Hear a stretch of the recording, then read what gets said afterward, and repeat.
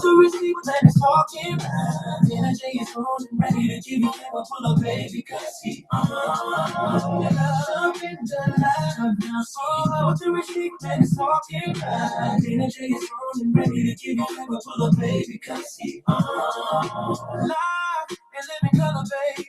Your favorite blogger is alive and loaded and ready to go.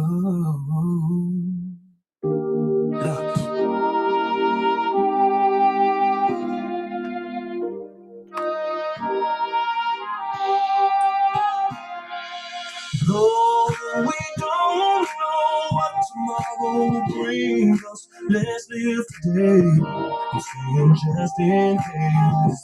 Although we don't know what tomorrow will bring us, let's live today. I'm saying just in case.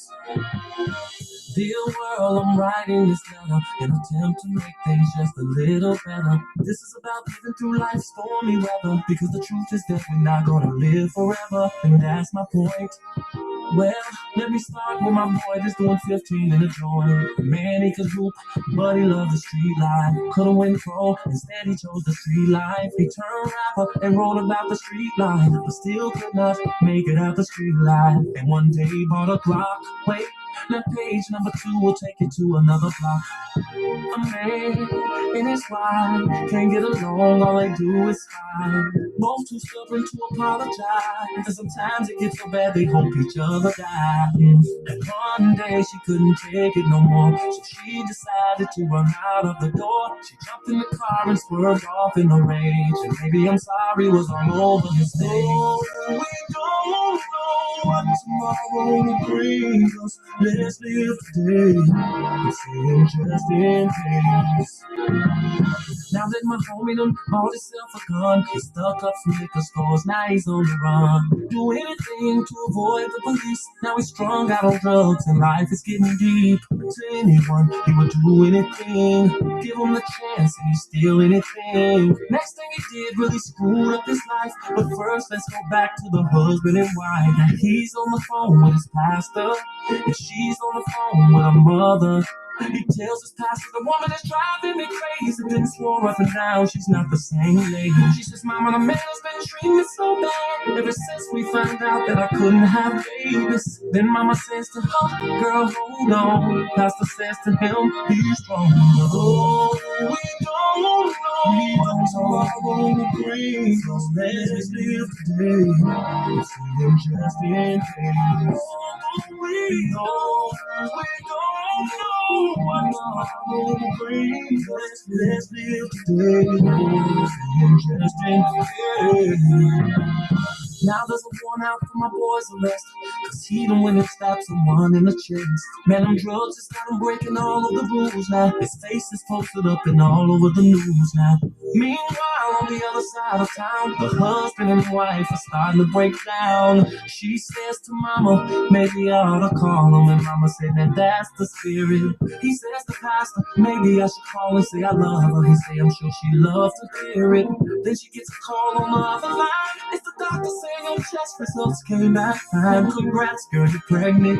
Then she cries, finally, miracles sent from heaven. Now meanwhile, the other side of town, all hell broke loose and it's going down. Cops chasing Reginald all over town. He's running every red light and driving real wild. Now meanwhile, in this ain't fiction, here is where I need y'all to pay close attention. She's so happy, she calls her husband up. He says, I'm sorry, baby, just as soon as he picks up. She says, I'm sorry too, and I got good news for you. Steve, I'm pregnant and on my way home to you. He jumps for joy, scream hallelujah, thank you, Jesus. While Reginald is still just not police. She takes the highway, get her there much faster. Reginald on the skyway, she's lasting forever. But the helicopter's right over his head, but the searchlight's on. Oh man, now he starts panicking. Rachel's driving, so excited she's not realizing that just a block away, a man is on the run, while the husband's at home praying for a son. And the policeman is screaming, oh no! Rachel calls her husband and says, I'm getting cold. He says, honey, I'm fixing up something special in the kitchen. And at the same time, Reginald makes a stupid decision. Turns out a one-way street. Then Rachel notices this car coming and yells out, Steve, out of control. A senseless mission. crashing. Next thing you know, a head-on collision. No, we don't know what tomorrow will bring us. Let's live today. I'm saying just in case.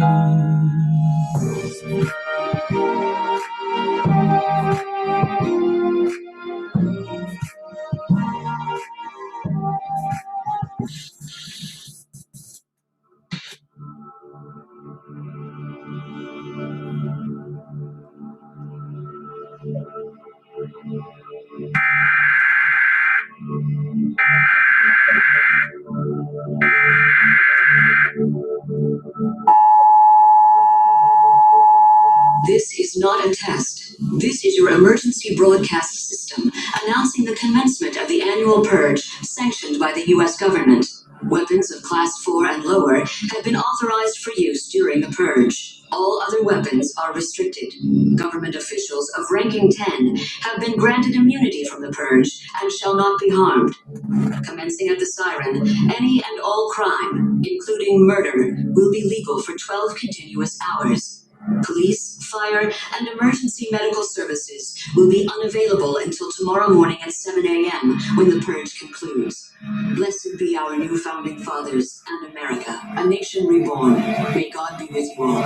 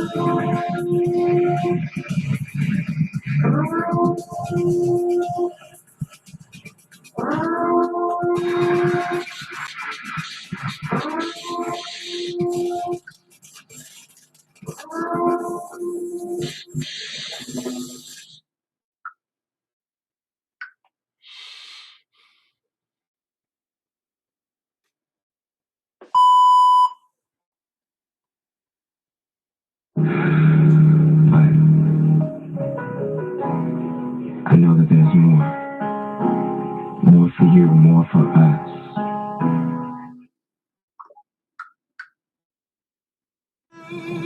Children, rain all night long.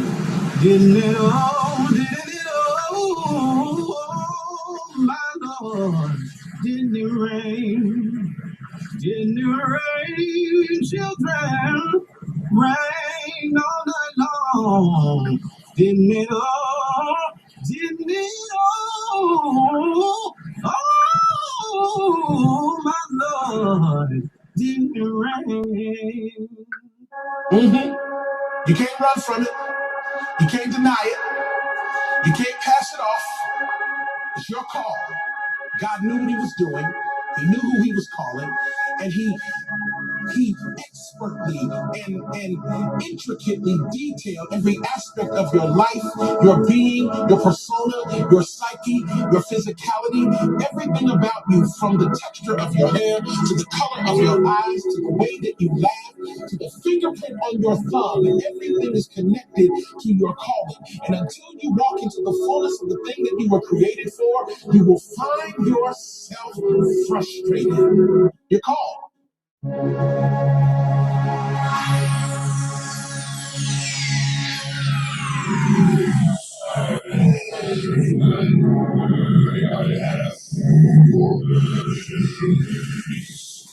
The show stops in 5, 8, 7, 6, 5, 4, 3, 2, 1, go.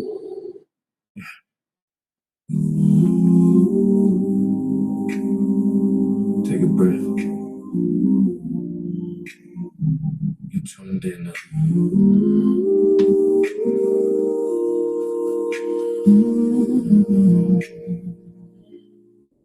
Another day, another story on the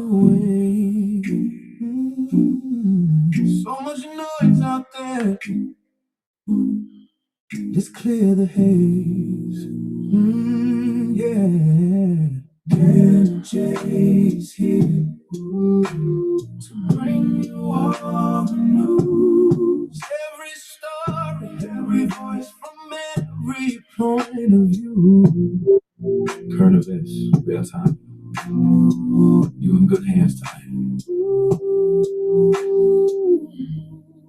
This is Panda J. Let's get into it now.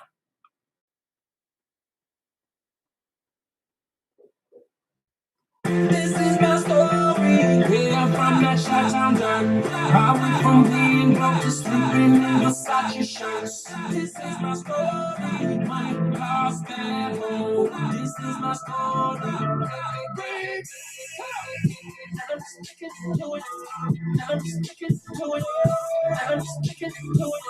And I'm sticking to it. And I'm sticking to it. And I'm sticking to it. And I'm sticking to it. And I'm sticking to it. Girls, where you been? In the kitchen cooking hits. Yeah, I know the haters miss me, so I'm back up in this bitch. And I'm laughing all the way to the bank. Got your chick all on my dick, like. My story ain't changed, homie. Out the gate, homie. I do this shit for the shine, homie. And I love a bad bitch that'll whine for me. Get up in that pussy, make it cry for me. All they ever know about walking the streets, going 4 or 5 days without nothing to eat. To the floor, Ferraris, we climbing the seats to the top of the world where the living is sweet. Goddamn. Call me Mr. Drugs, fucking 1200 days, yeah, this nigga to the grave. This is my story. Yeah, I'm from that Chi-Town dirt. I went from being broke to sleeping in Versace shirts. This is my story. Money, cars, bad home. This is my story. And I'm sticking to it. And I'm sticking to it. And I'm sticking to it. And I'm sticking to it. And I'm sticking to it. And I'm sticking to it. And I'm sticking to it.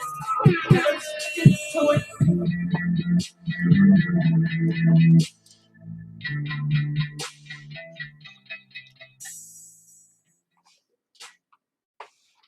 Oh man, y'all know I'm back. What's up, Dream Team? What's going on? The energy is high. Oh man, we're gonna look at this motion. We're gonna talk about some things. You know what I mean? I'm being sponsored by Path now. So listen, whenever you feel dehydrated, go get your Path water. Your Path water is the only water to drink. I keep telling you, Path is where it's at.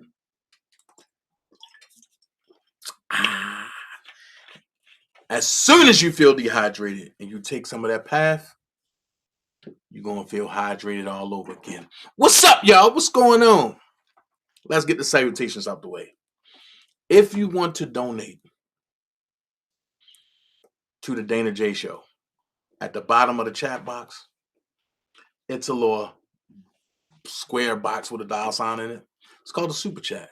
If you're on Rumble, it's a bag. It's called a Rumble bag. Everywhere else, y'all know where it's at.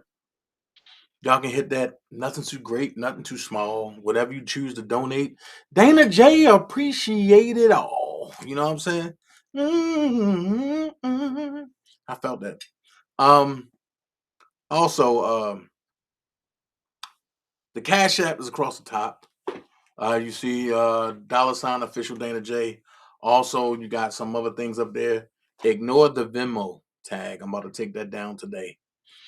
Venmo was over with me. It's now PayPal. Okay. So now that we got that out the way, let's cool. Let's get it. Let's ride. If you want to really support me, and it's mandatory, you go ahead and hit that. You go ahead and hit that like button. That's how you violate me, by hitting that like button, that share button, that subscribe button, and hey, come on and join, because I'm going to be doing some members only stuff. So come on and join, and trust me, it's going to work out. It's going to be paying. I got the lowest tab on YouTube. Also, don't forget, I do have, what is that? What is that called? A Patreon. Don't forget the Patreon, y'all. But I'm glad you tuned in, because you tuned into the best. I am your blogger's favorite blogger. I am your favorite blogger's blogger. That's what I'm going to say. I am your favorite blogger's blogger. You know what I'm saying? So, hey, man, we're going to have some fun with that. We're going to talk about some things today that we normally talk about, but we don't normally talk about. You feel me? We're going to put some things into perspective. Shout out to everybody that's here. I don't want to call you all by name because I don't want to miss nobody. My Cash App is $ official Dana J. Thank you so much, Miss Stacy Rose. I am going to read the motion today. I am going to talk about some things that's been going on. Hey, Big Baby Pernell. What up, Lex? What up, BJ? What up, Thick Baby? I am going to talk about some things that people have been saying. I keep telling you, just because I don't respond, don't think I don't see, I don't hear, right? So, like I said, the R. Kelly motion, we will break it down, we will get into it, and we will do what we got to do. But I am going to say this. I am not in anybody's beef. I am not in anybody's beef. And I would love for my name to be kept out of people beefs, Angie. Your channel is not important for me to watch. I can't understand mumble. All of my kids are above the grade where I gotta understand jibber jabberish. Okay. So if you have to wait until I read the motion in order for you to break down the motion, stop doing that, because I'm not into being first anymore. I'm not into, oh no, he read it first. He did this. No, I'm into bringing quality and quantity. So it matters to me when I go live. It matters to me, and it matters to the followers of the Dream Team. So you and all this stuff that you're trying to do, I'm not part of that conjuring you trying to do. You on your own with that. I don't do back and forths. Now, whatever y'all trying to do, y'all do what y'all try to do. Dana J gonna do what he's known to do. And that's break the motion down, deliver it the way I deliver it, and let folks do what they want to do and say what they want to say. However, I am not a lawyer, nor have I portrayed myself to be a lawyer. I have some knowledge of legalese, and I have some knowledge of court rules.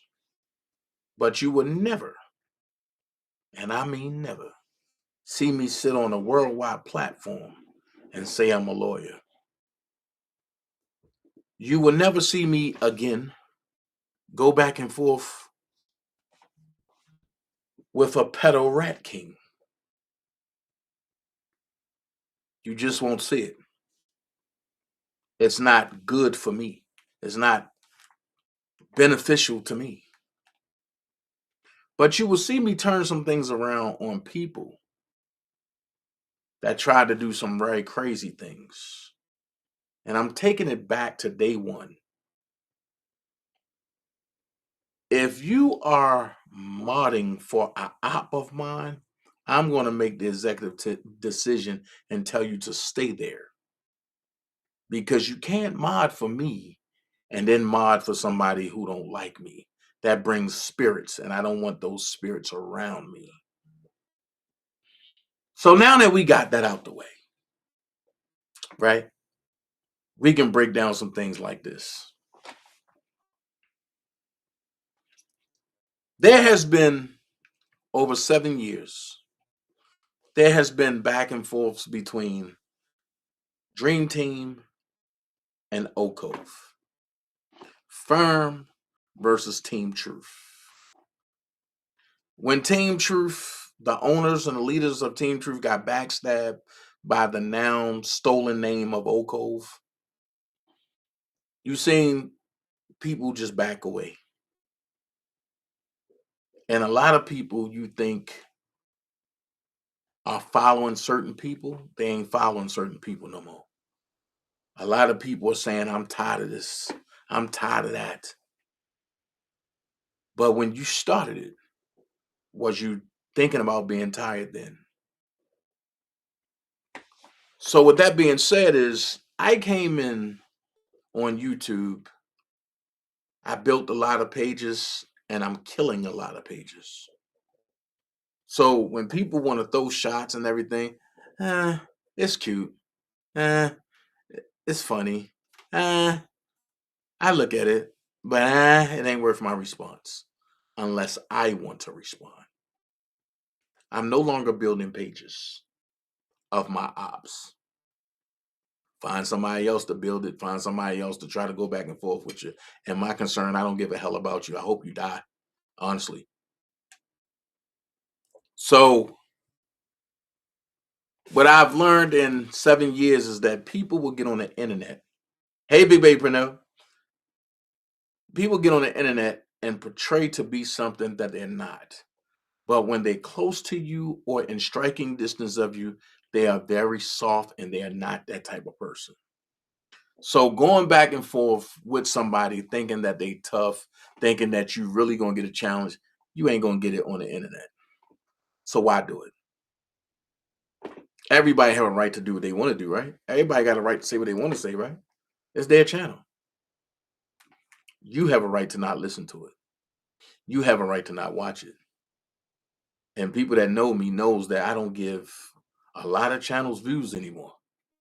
It ain't worth my time. However, I never understood how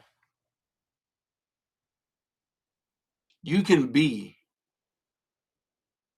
fighting for a man, but then link up with his ops and then take on the persona of his ops. Never understood that. I never understood that in friendship means through thick or thin, nobody can talk about my friends to me behind their back or in their face. So when I start to look at different interviews that's going around,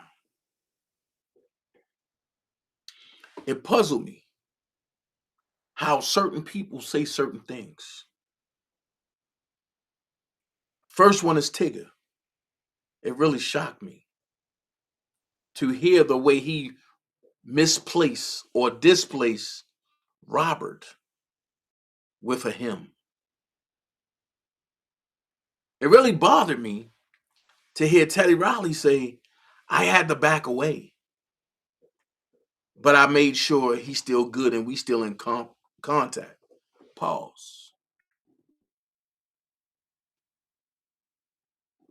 That's why the Me Too era and the council culture is so powerful, because some of the powerful don't want to be going against that power.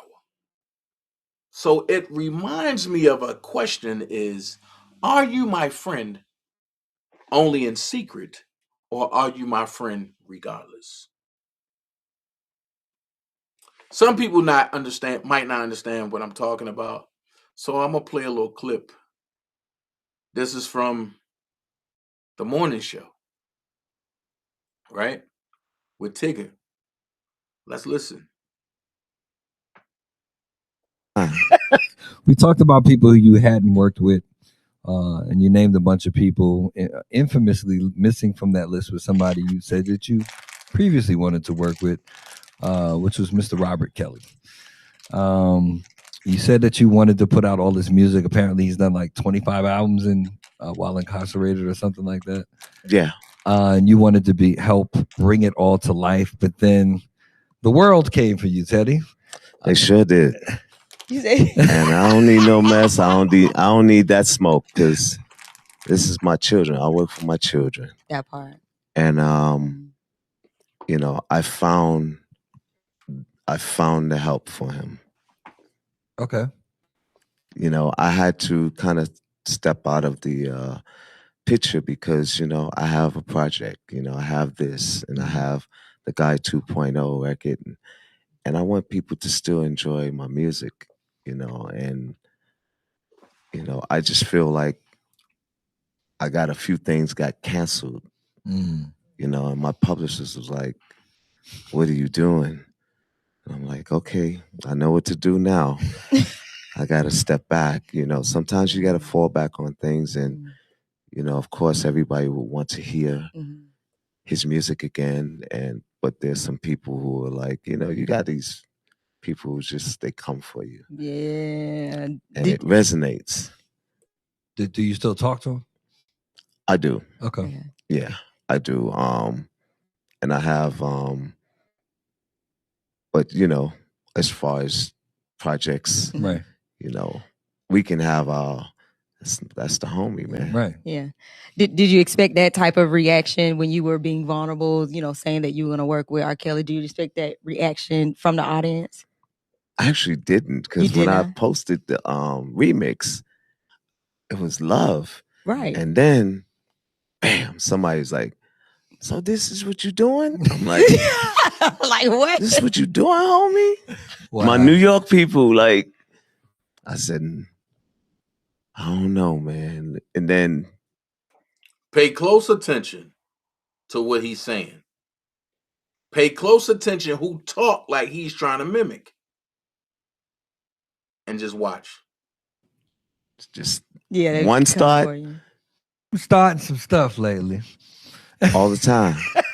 We talked about people who you hadn't worked with, and you named a bunch of people. Infamously missing from that list was somebody you said that you previously wanted to work with. So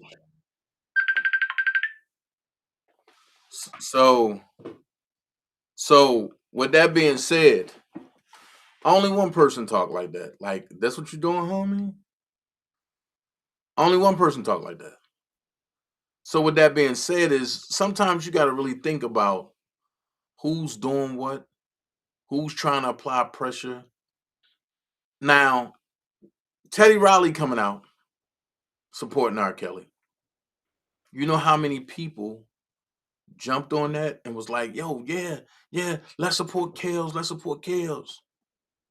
Well, then you got the one that say, "Yo, is that what we doing, homie?" There's only one person that could have said that. That's powerful enough right now. That could have made Teddy say, "You know what? I ain't getting into it." Make it make sense. But if you my friend, I am not going to be scary and say, "Oh, nah, I'm going to back up." Nah, that's what I'm doing. And if you want to come for me or try to counsel me, then that give me the right that give me the right to kick the door in and come after you and everybody that you got. Now, I wonder how many people do R. Kelly have like that in his corner? Well,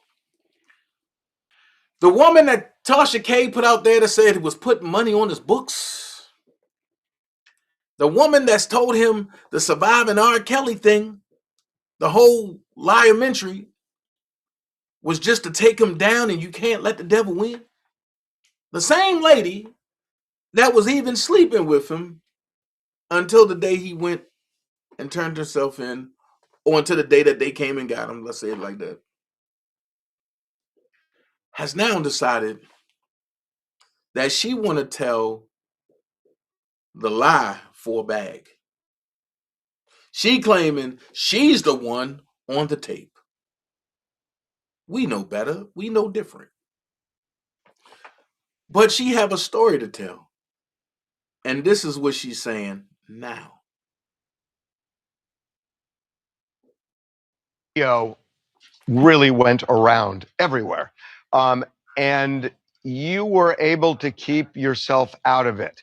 And it's so graphic. Why did you make a decision to identify yourself as that 14-year-old girl? Well, even though it might seem like I was able to keep myself out of it, that's actually not the case. I was dragged through the media a lot. My name was mentioned, my group was mentioned. So it just became important to me, professionally and with peers and things that I was going through in my personal life to just finally reclaim myself, my name, and my purpose outside of that situation. The reason why I wrote the book is because I have a son, a 5-year-old, and there were so many different narratives that were planted and driven in the media that were false, that were not my true experience. So it just became really important to me for his future, for the correction of everything that, has taken place that wasn't actually the truth. I'm sure you have seen the video. And it's just so graphic. Just how has that affected your life? I mean, you obviously remember it. You were 14, and you live with it, and now you see it. How's it affected you? It's affected me tremendously. I mean, every comedian, was speaking about it, making jokes about it. It was the talk around town. It was the talk in beauty salons. There was never a room that I could walk in where that situation preceded me. And so that was why it became very important to me to own the things that have taken place and to really stand up for myself. The way you first interacted with him is because you were part of a music group, correct? Correct. Mm-hmm. So how did he end up luring you into this? It started out very subtle. It was just, we had things in common with music, with sports. It started out very subtle. And shortly after, I started spending more time around the studio and things like that. That's when it took place and the lines were crossed. Eventually, your son is going to find out about this, maybe through his friends. How have you thought about dealing with that? Yes, that's where therapy and different things like that come into place. Again, I have to own, my past, my present, and my future. And my son will know the true and correct version of his mother. He's already got to know me as his mother. He's a wonderful kid. And I just plan to have true conversations with him, not sugarcoat anything, and really prepare him for what's to come. So, Rashana, that video really went around everywhere. And you were able to keep yourself out of it. And it's so graphic. Why did you make a decision to identify yourself as that 14-year-old girl? Well, even though it might seem like I was able to keep myself out of it, that's actually not the case. I was dragged through the media a lot. My name was mentioned, my group was mentioned. So it just became important to me, professionally and with peers and things that I was going through in my personal life to just finally reclaim myself, my name, and my purpose outside of that situation. The reason why I wrote the book is because I have a son, a 5-year-old, and there were so many different narratives that were planted and driven in the media that were false, that were not my true experience. So it just became really important to me for his future, for the correction of everything that, has taken place. So with that being said, right, I guess we can say when in need, we can just sue R. Kelly. When I need some money, we can just sue R. Kelly. When R. Kelly can't defend himself, we can just sue R. Kelly. When R. Kelly know he's innocent, and we know R. Kelly is innocent, we can just write a book, tell a lie, and step into the truth. The truth that the people will never see, because R. Kelly has been deemed a monster. So I have a question.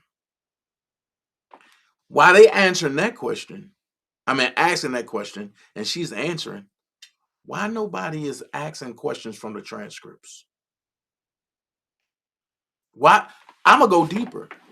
Why nobody is allowed? Why nobody is allowed to ask Rashona or to ask these people questions that debunks everything that she says?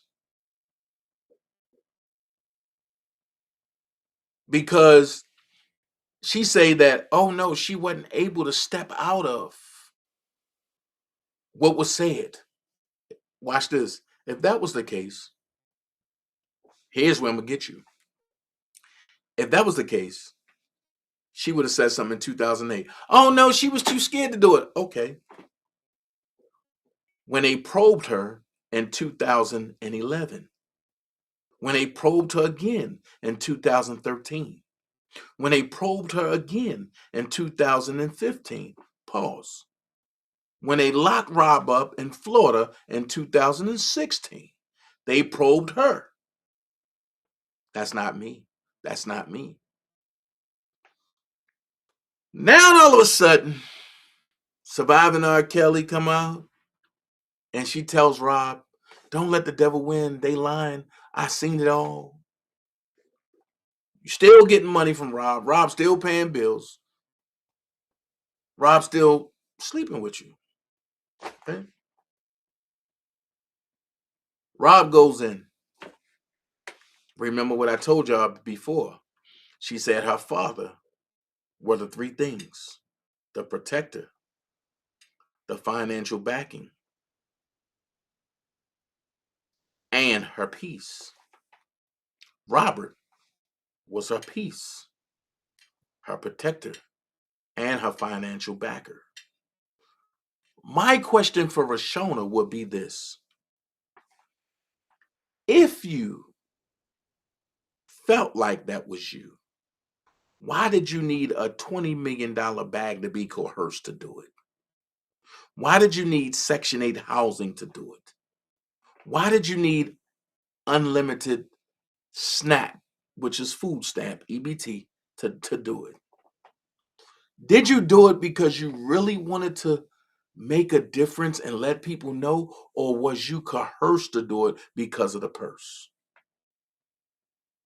See, I don't got to come up and give antics like everybody else and do all that. No, I can talk mild just so you can understand what I'm saying. So it's the purse. But then I have another question. Because she said her baby daddy treated her like dirt. Why do R. Kelly, Robert Sylvester Kelly, why do he have to pay for the sins of all of the people that did them ladies wrong? Shout out to Mama Love. Mama Love dropped a $10 tag, a 10-piece nugget that says, I'm on fire. Free R. Kelly. Thank you, Dana, for being consistent. No problem, Mama Love. I will always be consistent, and I thank Mama Love for the 10-piece. What kills me is everybody that says R. Kelly did something to him had trauma from another person. And they brought that with them, that baggage with them to R. Kelly. Now, is that fair? I'm just saying. Was that fair? But I got one deeper. Every person on Surviving R. Kelly is a criminal. And you know what they say? Dana, don't be victim bashing. Well, I ain't victim bashing. Shout out to Malicious Conspiracy. I don't have to victim bash. Not when it's in your face in plain sight. And it goes a little something like this. Let's watch this. It says, when the truth comes out, the criminal backgrounds of the accusers from R. Kelly, red flag. Video by Malicious Conspiracy. Shout out to Malicious Conspiracy. R. Kelly's false accusers out here telling everybody's story but their own. Let's go.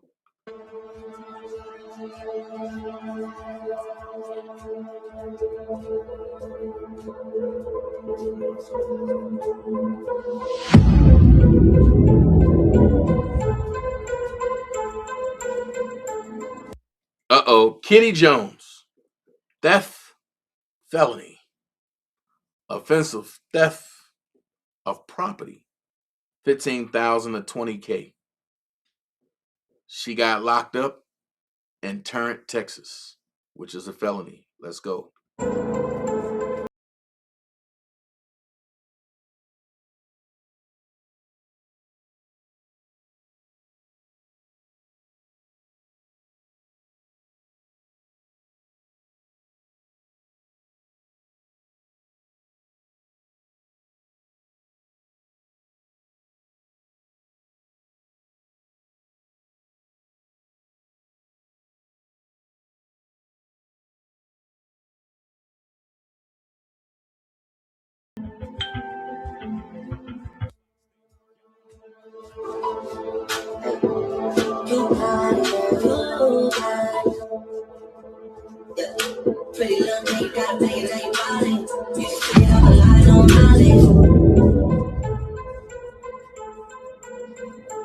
Next up, Jerhonda Pace. Oh my God.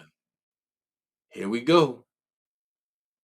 Not only was she arrested for driving with a fraudulent driver's license, but she's known for this. And that was exposed in court. But let's go.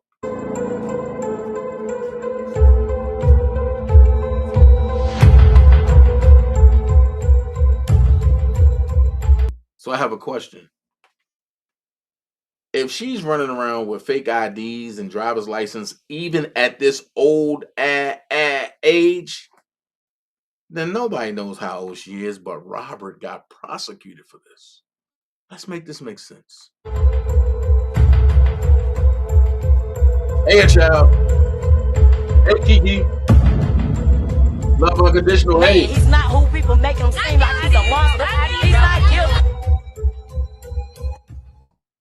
I went to his trial because I was a super fan at the time. And the fact that it was a trial that was open to the public, I was excited to go.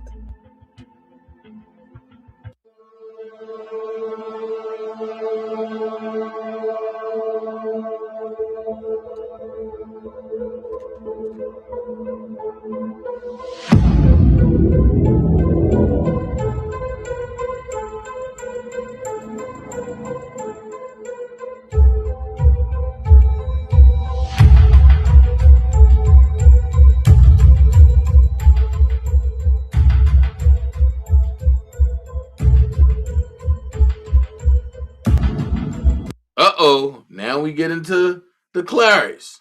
They said Angelo Clary has a rap sheet long as 3 pages. Some criminal charges include, let's see what it say. Oh, so that's what Larry was talking about. Oh, that he got child abuse charges. Well, I don't think y'all need to follow that story, but hey, follow down the rabbit hole and see what you come up with.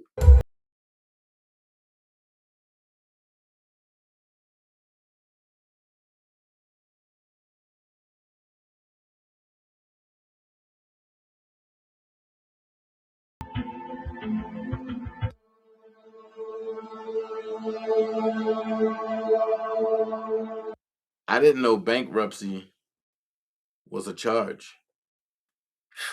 Let's go.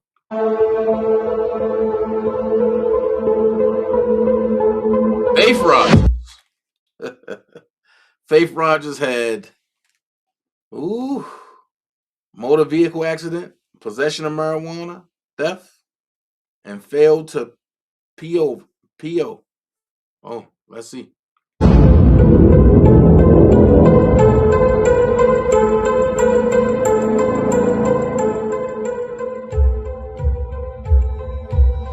Oh, false or fictitious information. That means she lied to the police. Oh, pause. So she's known for lying to authorities. Just like she lied and said she had herpes from R. Kelly. Pause. But then Judge Ann Donnelly gave her restitution and everything. Let's make this make sense. Timothy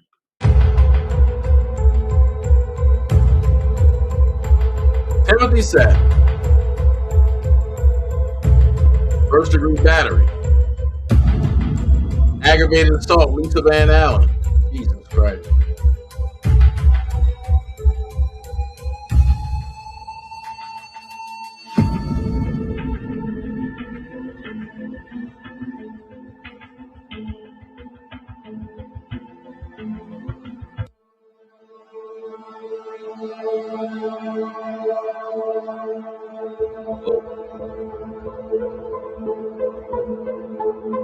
in the room with me.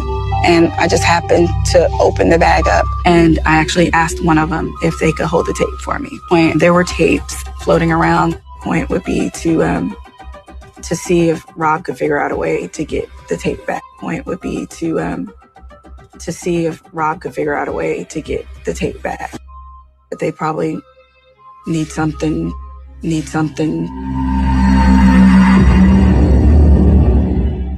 or whatever to get it back. To see if Rob could figure out a way to get the tape back.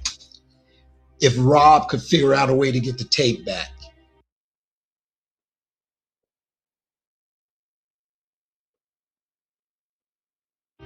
So that means she wasn't there. She was someplace else, and the tapes are getting out. But it's interesting how she's placing herself so he can figure out how to get the tape back, but yet she took the tape. Okay, I like this. But they probably need something or whatever to get it back. She's saying everything other than money. Something to get it back like that. I mean, why wouldn't she just say they want some money to get the tape back? She was a part of this whole thing.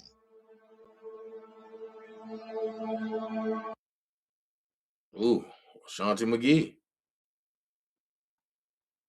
Ooh. Dishonorable discharge. Oh my God.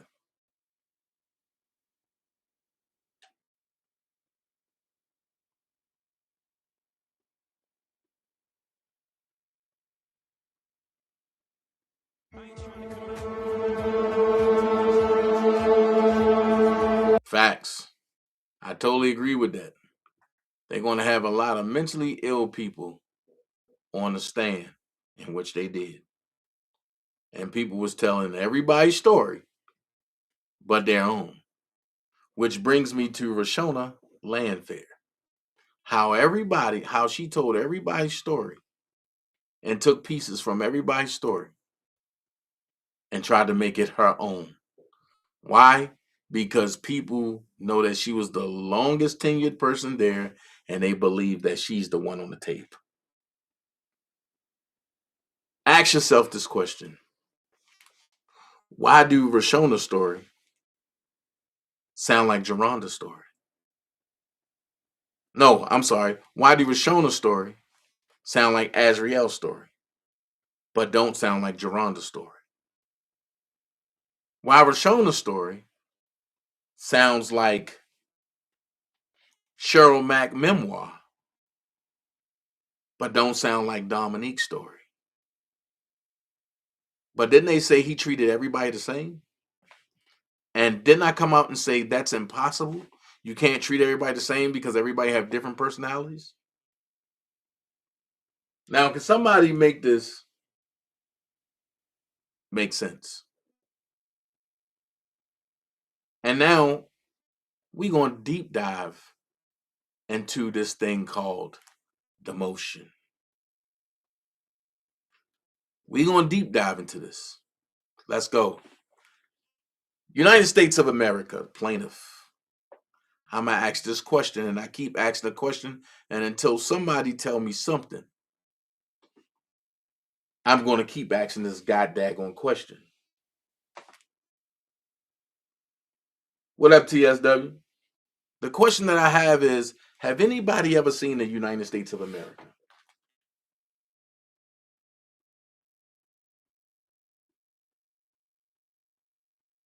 And when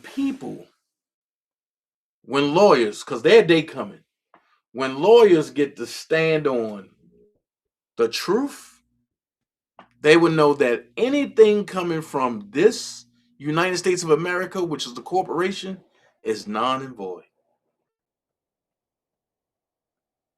What up, Queen Sparkle? So my question is, since when Robert Sylvester Kelly, the human, the man, becomes a corporation, but the corporation, the persona R. Kelly, becomes the man? And I told y'all that a lot of the lawyers was fighting this backwards because they will put R. Kelly as the man, when it's nothing but a persona. And they will put Robert Sylvester Kelly as the corporation when that's the man. But that's a conversation for another day. I'm going to have to bring some of my friends up here that really know exactly what I'm talking about, so that way y'all won't be left, speechless. So here you go. Defendants reply in support of motion for new trial. Comes now the defendant Robert Kelly by and through his attorney Bo B. Brinley, and hereby replies to the government's response to his motion for a new trial. The government's response does not meaningfully engage the substance of Mr. Kelly's motion. Instead, it relies on mischaracterizations, selective readings of the record, and most notably, an improper attempt to resolve disputed factual issues without an evidentiary hearing. That approach is legally untenable.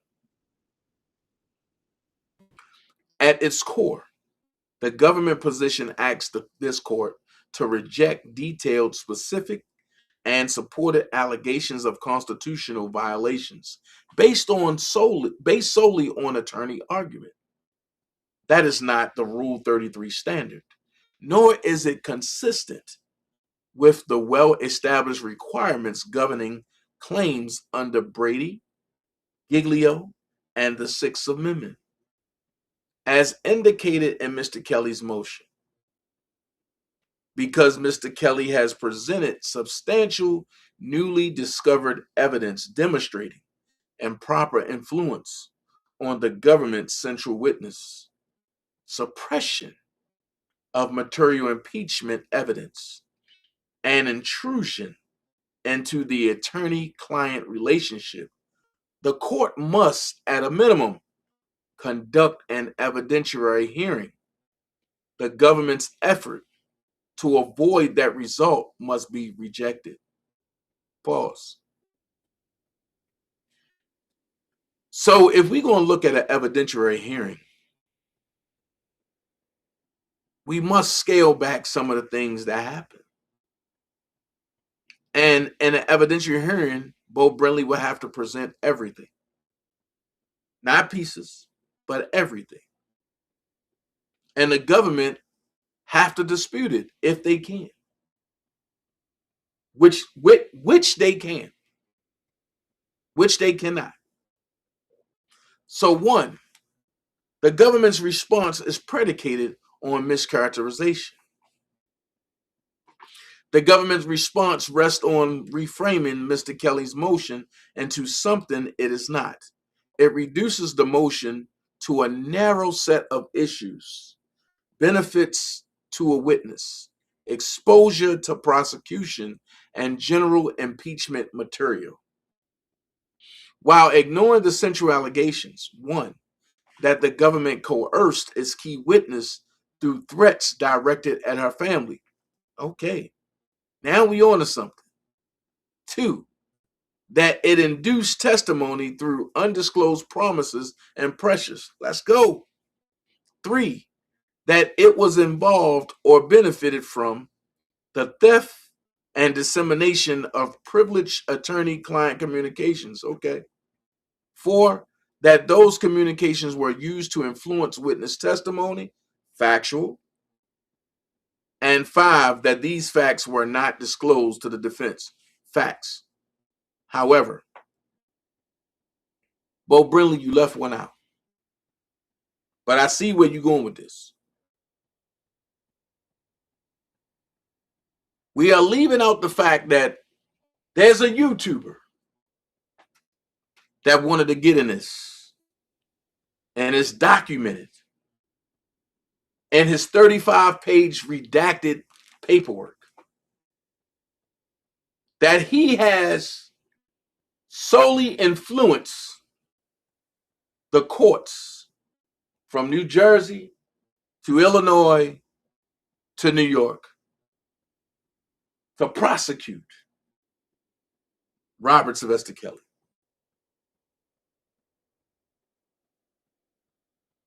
He was emailing and talking to Angel Crew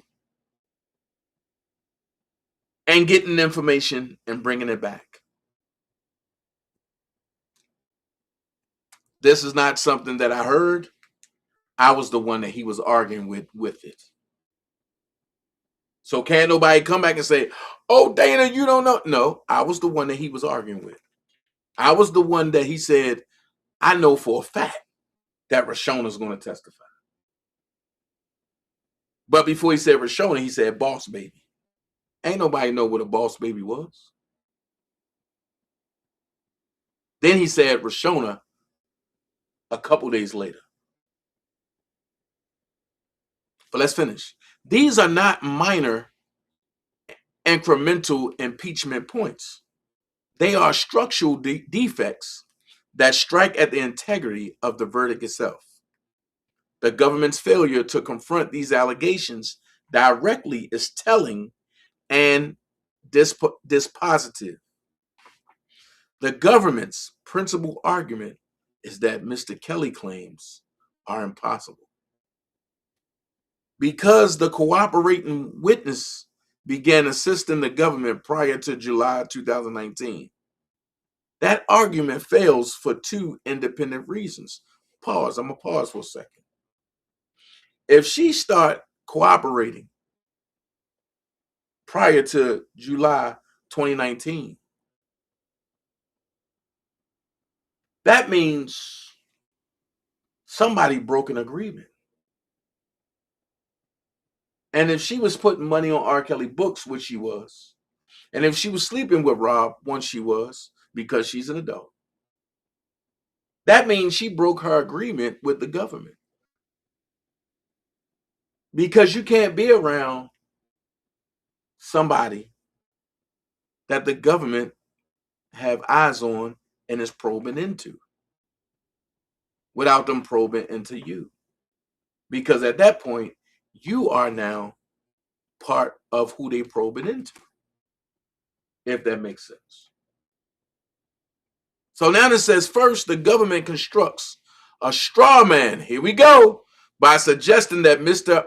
Kelly's claims hinge on events occurring only after his incarceration. Stop. So for all the people that talked about, oh, the straw man ain't real, Dana J a conspiracy theorist, Dana J a sovereign citizen. Okay, why is a lawyer talking about the government is constructing a straw man? The question is, do you know what a straw man is? And when you realize what a straw man is, you're going to understand that you've been duped every time. And if you go back to the top of the page, I told you, they pretty much switch the real man for the straw man. R. Kelly was created. He wasn't born. But R. Kelly was created in the likeness of the image of Robert Sylvester Kelly. Uh-oh. See? Everything Robert Sylvester Kelly do, R. Kelly do. But when the straw man acts up, they build the straw man. No, I'm sorry. They build the regular man for what the straw man does. Watch this. Robert Sylvester Kelly is not locked up for the acts that they are saying. Robert Sylvester Kelly is locked up because it's big business. Him getting his masters, we can't have that. Why can't the industry have that? Because that means that we will have to answer and go to Robert Sylvester Kelly. We can't have an ignorant singer who can't read and barely write dominating the airwaves. So we get him out the way. We make his straw man him, and we turn him into the straw man. Well, how did you do that? We made a beef between him and Ern Hall. We had to get Ern Hall out the way. When you got Ern Hall out the way and locked him up for Gloria Valdez, we said, Robert Kelly, drop your old image. Drop the Gumby. Drop the regular. Drop the sharp shaper. You going bald. Black glasses. So can't nobody see you. And you going to get freaky. And everybody going to love you. Because that's what we're going to push. So it says the government's principal argument is that Mr. Kelly claims are impossible because the cooperating witness began assisting the government prior to July 2019. That argument fails for two independent reasons. First, the government constructs a straw man by suggesting that Mr. Kelly claims hinge on events occurring only after his incarceration. They do not. The motion describes a continuum of misconduct, including 1, pre-cooperation pressure and inducement, 2, escalation of those pressures after formal investigation commenced, 3, continued influence through intermediaries, 4, reinforcement of testimony through exposure to privileged communications. The government's fixation on a single date does nothing to rebut this broader pattern. Second, even if the government were correct about the initial timing of cooperation, that would not resolve the constitutional issue. The relevant inquiry is whether the testimony presented at trial was coerced, improperly induced, influenced by undisclosed information, or tainted by constitutional violations. If the answer to any of those questions is yes, the conviction cannot stand, regardless of when cooperation originally began. That's facts. I would have put the case law up there, though. The government's timeline argument is therefore irrelevant to the dispositive issues before the court. Hold on. I'm going to get this case law. Hold on, y'all. I'm going to get this case law. Let me see. Testimony presented at trial. Hold on.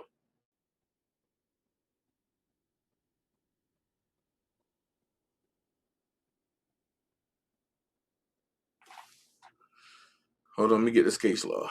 Let me tell you what it is.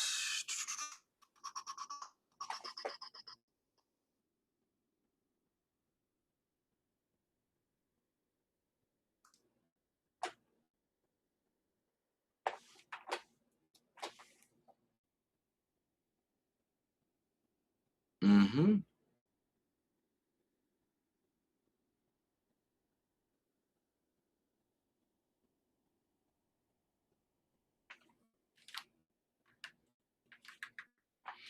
Okay, here it is. I'm going to show y'all this real quick.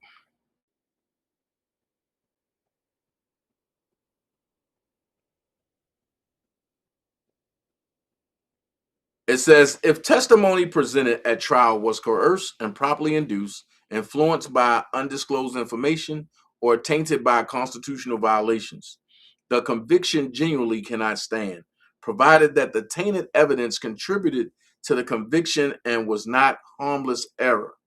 Under U.S. law, such testimony violates the 14th Amendment's due process clause, and if derived from illegal actions, is considered fruit of the poisonous tree, making it inadmissible. Key legal principle consequences. I keep telling y'all, I'm not going to play over here. I'm going to go look this stuff up. Key legal principles and consequences. Coerce and properly induced testimony, confessions or testimony obtained through police coercion, threats, or improper promises of leniency are inadmissible. If such testimony was used to convict, the verdict is typically overturned. So that happened in New York and Chicago. So both verdicts have to be overturned. Undisclosed information, Brady violation. If the prosecution fails to disclose material, favorable evidence, including impeachment evidence, this violates Brady versus Maryland, requiring a new trial if the evidence was material to guilt or punishment. Tainted by constitutional violations, evidence derived from unlawful searches or seizures, Fourth Amendment violations, is excluded under the exclusionary rule. Appellate review, harmless error. Even if tainted evidence was admitted, an appellate court may uphold the conviction only if the government can prove beyond a reasonable doubt that the error did not contribute to the verdict. Well, we all know that they can't do that. So hold on. Tainted evidence, case law. Tainted evidence in criminal law, tainted evidence, also called evidence of taint, is evidence obtained by unlawful means, right? So Glossop versus Oklahoma, Supreme Court case law, under NAPI, a conviction obtained through the knowing use of false evidence violate the 14th Amendment. So, like I said, I would use case law. Glossop versus Oklahoma. Also, Michigan Supreme Court reverses wrongful criminal. The Michigan Supreme Court reversed the conviction. So it's like, it's so much there. I'm just saying. I ain't trying to tell Bo Brinley how to do his job, but I definitely would have put that case law in there. I'm sorry, but I'm not sorry. That case law would have been there. So the government's timeline argument is therefore irrelevant to the dispositive issues before the court. 2, the government improperly seeks resolution of factual disputes without hearing. The government repeatedly asserts that Mr. Kelly allegations are unsupported, implausible, or false. But those are not legal conclusions. They are factual disputes, and they cannot be resolved on paper. The motion is supported by witness accounts detailing coercive conduct, statements from individuals with direct knowledge of the theft of privileged materials, evidence of coordination between inmates and custodial personnel, statements indicating that privileged communications were shown to a government witness, and accounts describing how those communications influenced testimony. These are not vague or speculative assertions. They are concrete allegations supported by identifiable sources.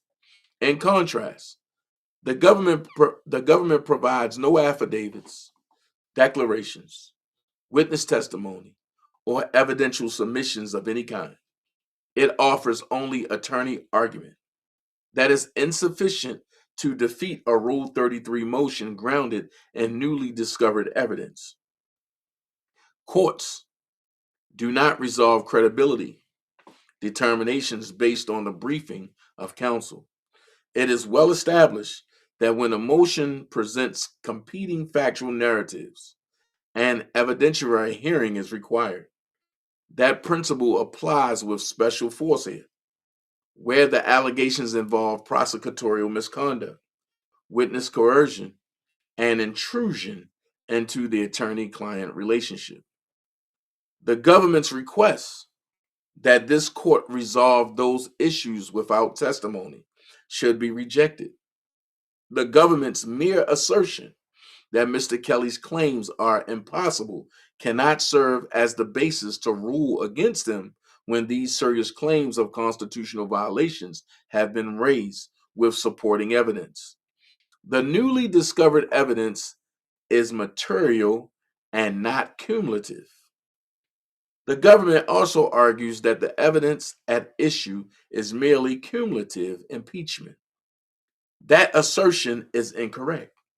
The evidence goes far beyond general impeachment, far more than nebulous, bias, or credible claims. The newly discovered evidence establishes 1. Coercion raising the level of constitutional violation. 2. Threats against third parties, family members, to secure testimony. 3. Undisclosed inducements and pressures, Larry McGee and what he did to Azriel, as well as what he did with Rashonda and with Angel Cruel. 4. Exposure of a key witness to defense strategy through stolen communications and government involvement in or exploitation of those intrusions. This is qualitatively different from routine impeachment. It fundamentally alters the jury's understanding of how the testimony was obtained and demonstrates a pattern of government misconduct that infected the entire investigation and prosecution of Mr. Kelly. Notably, the jury did not hear any of this evidence. The government's claim that the defense had an opportunity to cross-examine on related issues misses the point. The defense cannot cross-examine on information it does not possess. The full extent of coercive threats involving the key witnesses' family members was not disclosed prior to or during the trial. The involvement of third parties acting at the government's direction to assist them in securing evidence against Mr. Kelly by violating his constitutionally protected rights was not disclosed prior to or during the trial. Pause. That's the warden. That's the people stealing his communications. That's Larry McGee influence and keeping Surviving R. Kelly going, even though it was a lie, and he knew it. And using the R. Kelly trial to get a lighter sentence and not go to jail, but to go to a camp. The government's possession and use of stolen attorney-client communications was completely unknown to Mr. Kelly prior to trial. The influence of those communications on witness testimony was something that could not have reasonably been known to Mr. Kelly, and thus something he never had the opportunity to explore on cross-examination at trial. The government suggests there existed an opportunity to explore a bias from improper influence that was completely unknown to Mr. Kelly. The very same misconduct that created the improper influence also deprived Mr. Kelly of his confrontation clause right to explore it by failing to properly disclose it. Because the jury never heard this evidence, it cannot be dismissed as cumulative. 4. The intrusion into attorney-client communications as a structural violation. Among the most serious allegations in the motion is that privileged attorney-client communications were stolen and used to influence the government's key witness.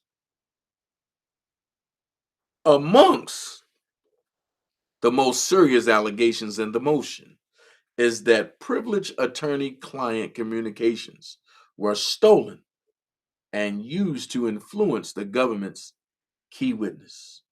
The government does not meaningfully rebut this claim. Instead, it dismisses it as implausible and non-credible. That is not sufficient. Pause.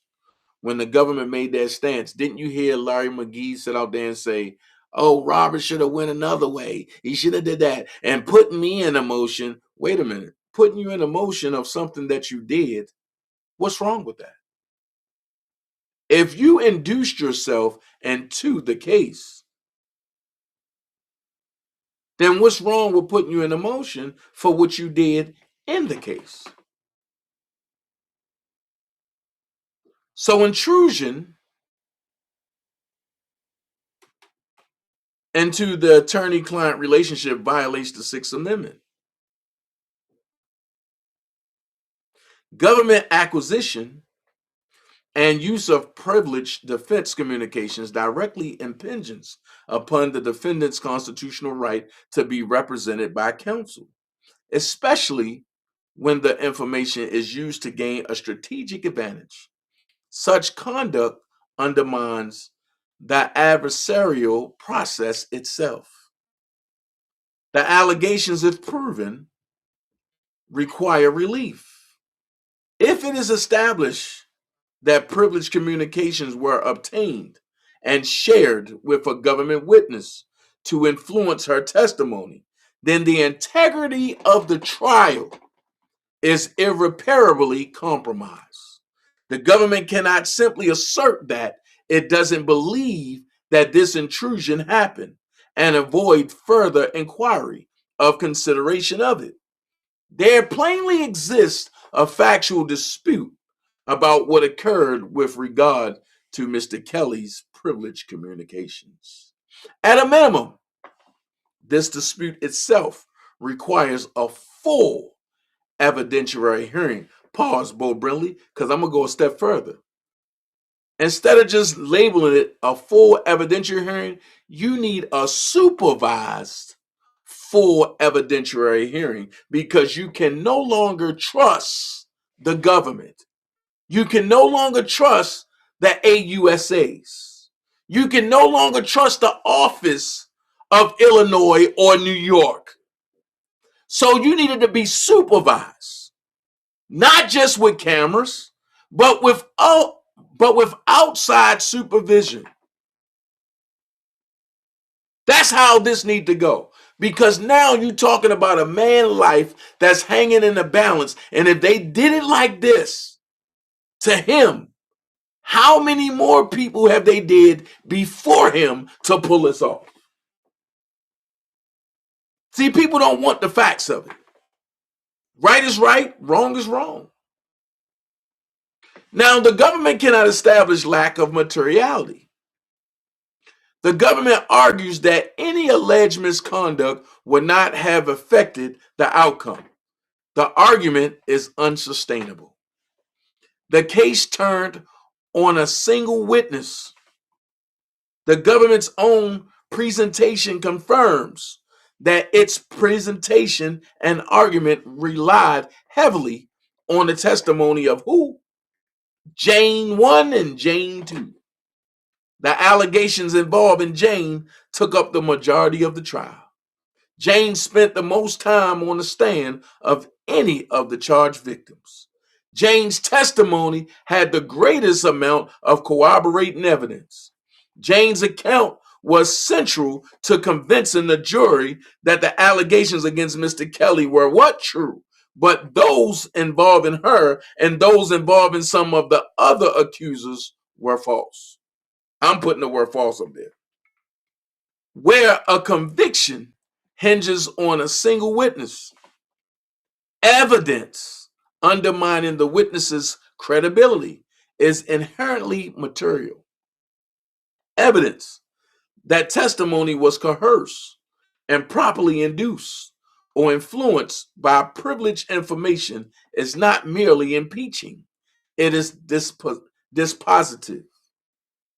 There is, at a minimum, a reasonable probability that the result would have been different had the jury been aware of these facts and the manner in which it could have influenced Jane's testimony.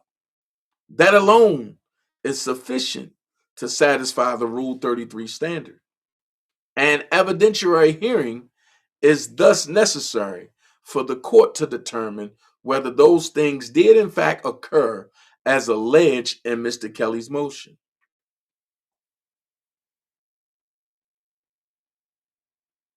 The motion is timely under Rule 33B1, and a hearing is required. The government's timeliness argument rests on its assertion that no newly discovered evidence exists.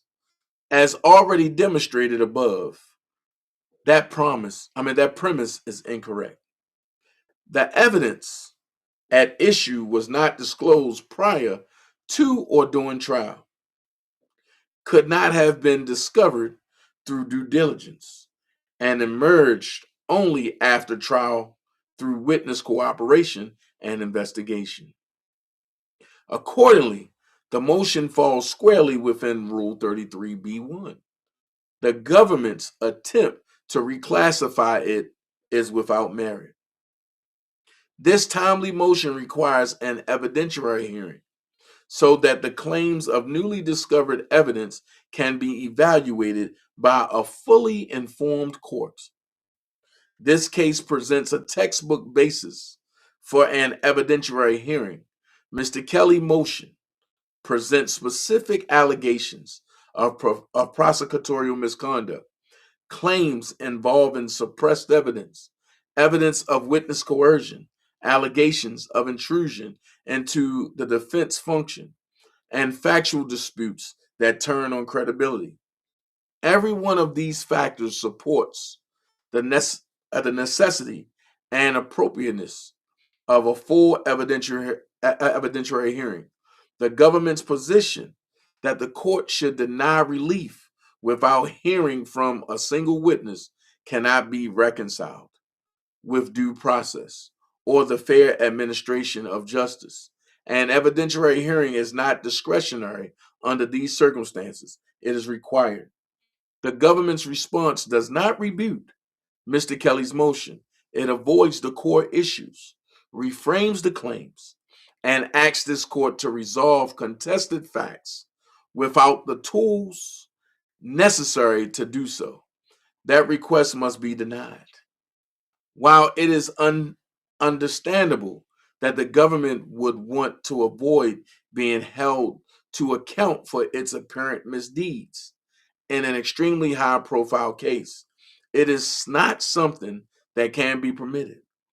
Mr. Kelly has presented substantial, specific, and credible evidence that his conviction was obtained through coercion, suppression of material evidence, and constitutional violations affecting the integrity of the trial itself. At a minimum, he is entitled to prove those claims at a hearing. For these reasons, the court should order an evidentiary hearing on all issues raised in the motion and ultimately grant a new trial or such further relief as justice requires. Following that hearing, respectfully, by Bo Brinley. Now, I got to say this. That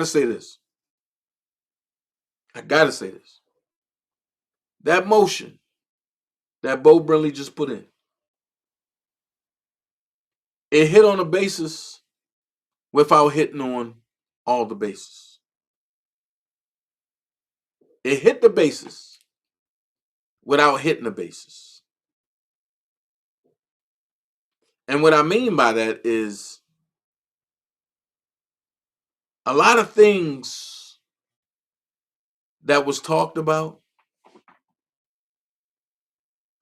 it was serious. It was serious.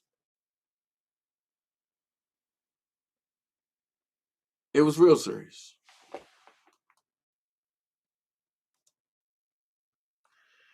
And it puts, or should I say, it boxes the government in to the point where you either got to tell it, show it, or shut up.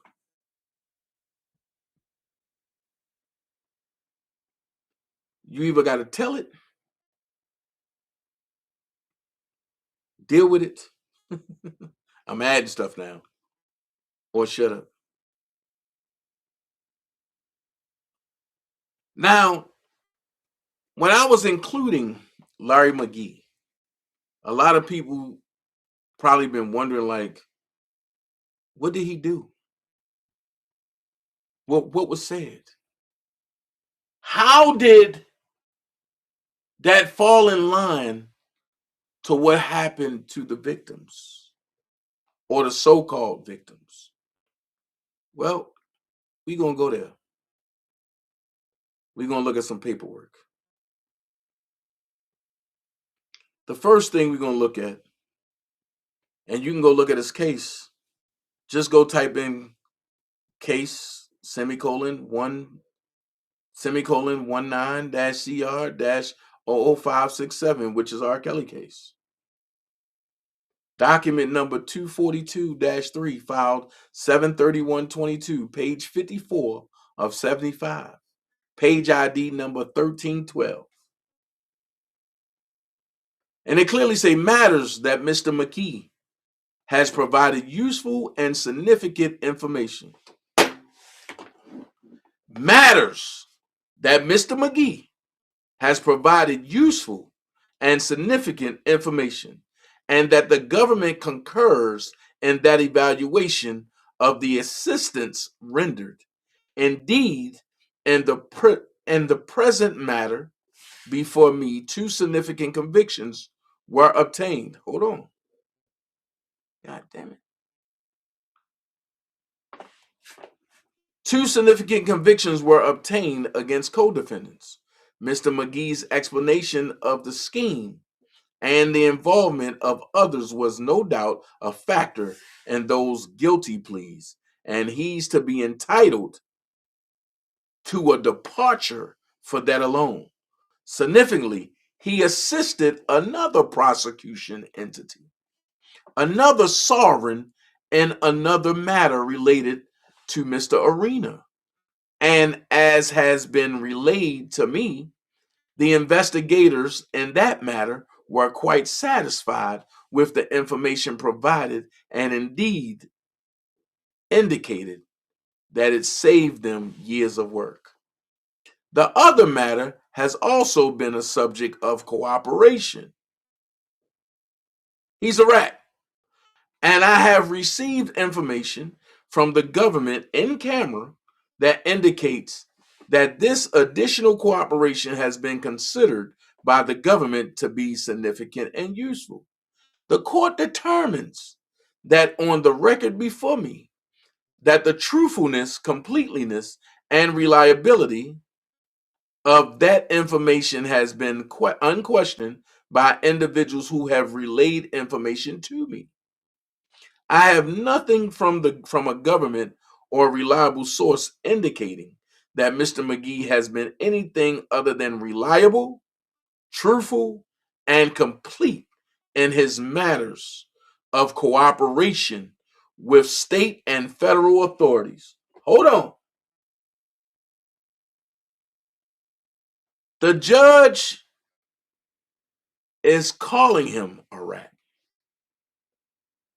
The judge said, I have nothing from a government or reliable source indicating that Mr. McGee has been anything other than reliable, truthful, and complete in his matters of cooperation with state and federal authorities.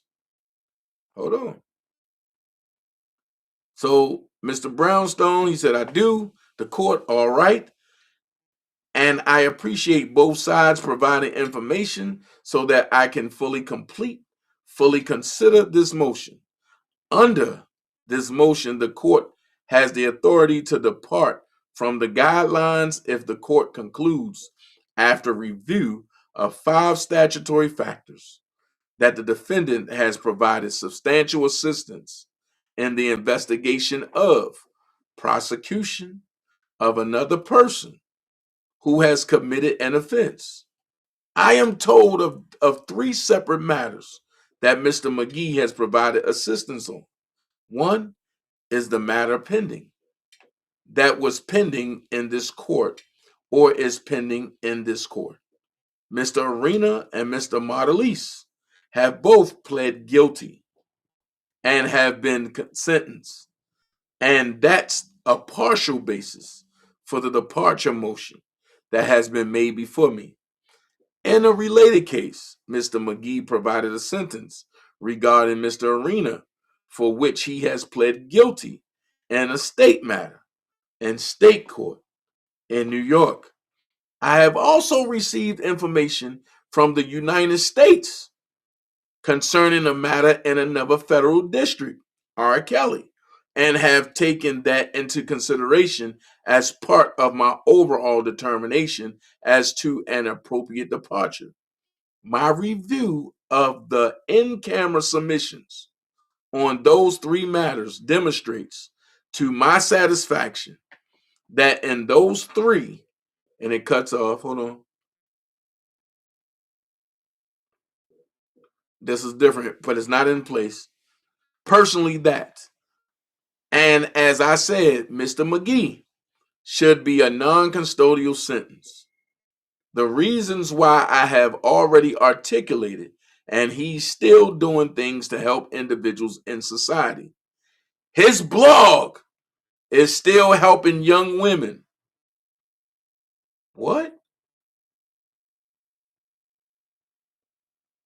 What young women have his blog helped?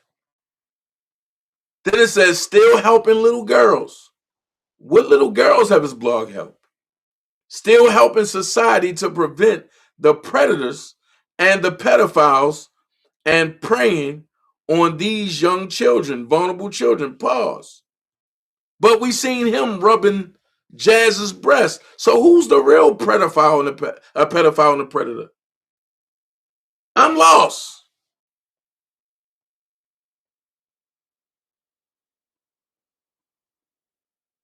So what's happening is the same people that he's dogging out on the internet now, the Clarys, are the same ones that he's taking responsibility for coercing Azriel.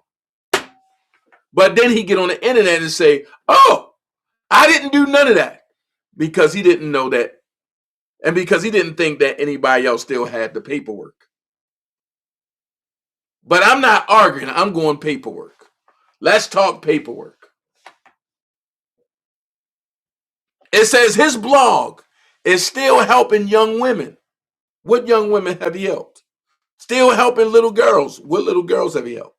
Still helping society to prevent the predators and the pedophiles and preying on these young children, vulnerable children. What vulnerable children? What predator? What pedophile other than himself? I think that to stop him and to prevent him from continuing his assistance in many different areas and putting him in custody will not accomplish anything but hurt the good that he's done. What good have he done? Because if you're going to say it hurt the good that he done, wasn't it not too long ago that Larry was saying, you know what? I'm R. Kelly's only friend. I can help R. Kelly. Didn't Levi tell Robert allegedly that Larry was his best friend and that it was the Clarys and not Larry? And see how this go? And because Rob is behind bars, he don't know what's going on. He only know what he's directed to see and pointed out to see. But I'm not playing with none of these mother. I'm putting everything where it need to be. And if Levi can sit there and tell the lie, then Dana can sit here and tell the truth. So they said the good that he's continuing to do and the good it is in helping all these young women. What young women has he helped? His daughters help him with the blogs. They basically try to assist in the pain and helping these young kids that have been traumatized. They talk about, but they trying to use Azriel. And we all know what he did. And he's continuing to do that. And he does it every day. Pause. With that being said, isn't that coercion? Isn't that enticement? So God damn it, don't come on the internet and try to make it seem like people picking on you.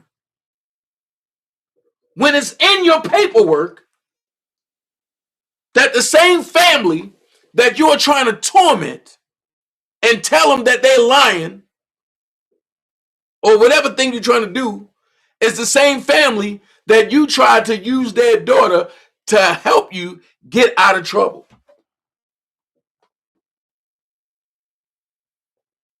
I agree, Mama Mary, tampering. For that alone, let's go here. As y'all know, I'm about to go look it up.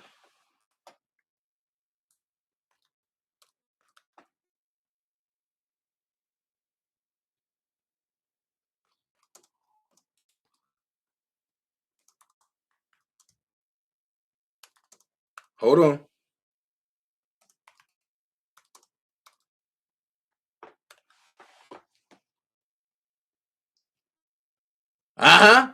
Tamper. You know what? Don't take my word for it. Hold on.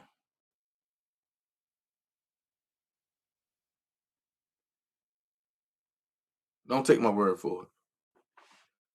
Tampering with a witness, victim, or informant in a federal case, 18 USC 1512 is the case law.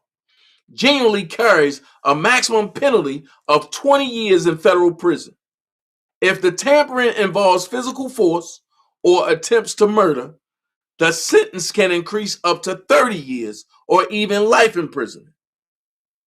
Key details regarding federal tampering penalties include tampering with evidence, 18 USC 1519, destroying or altering documents, records to impede a federal investigation carries up to 20 years in prison.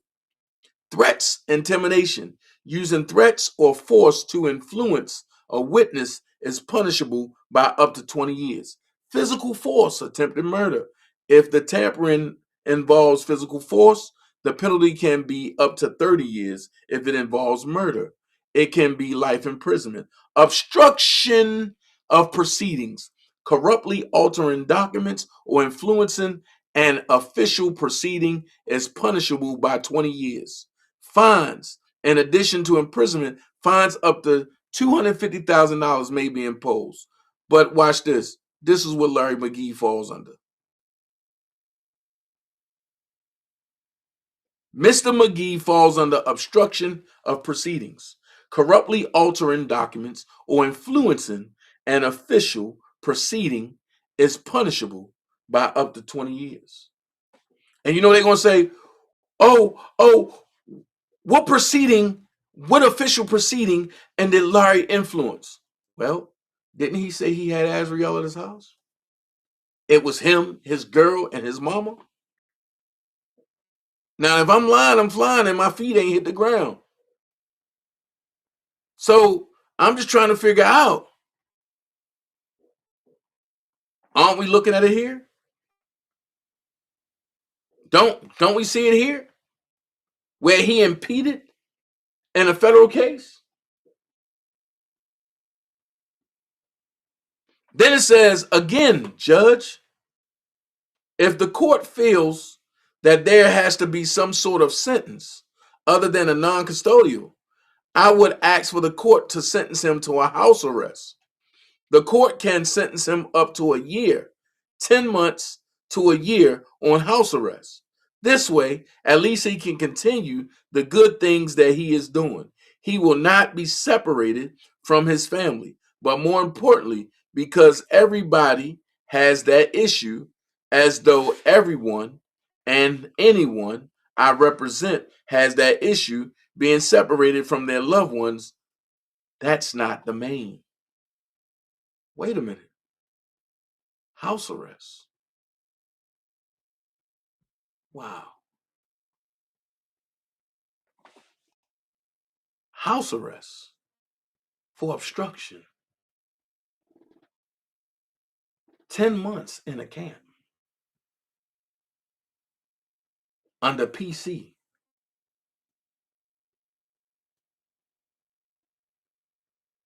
Then it says the nature and the extent of the assistance appears to be extensive historically and providing background information.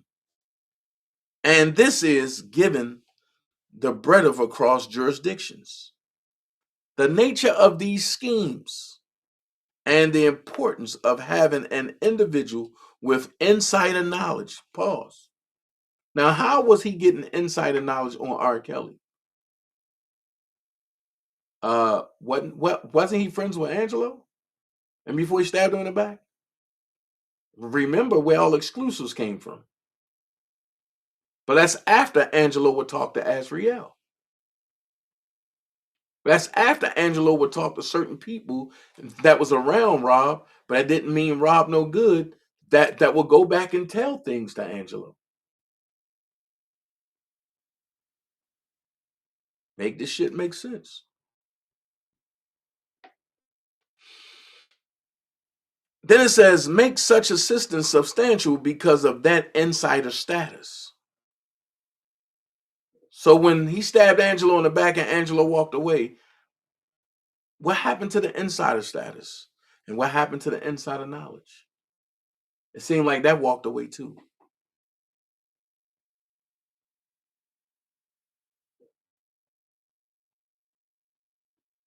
Then it says the fourth factor is whether the defendant suffered or there's any danger or risk to the defendant or his family resulting from his assistance.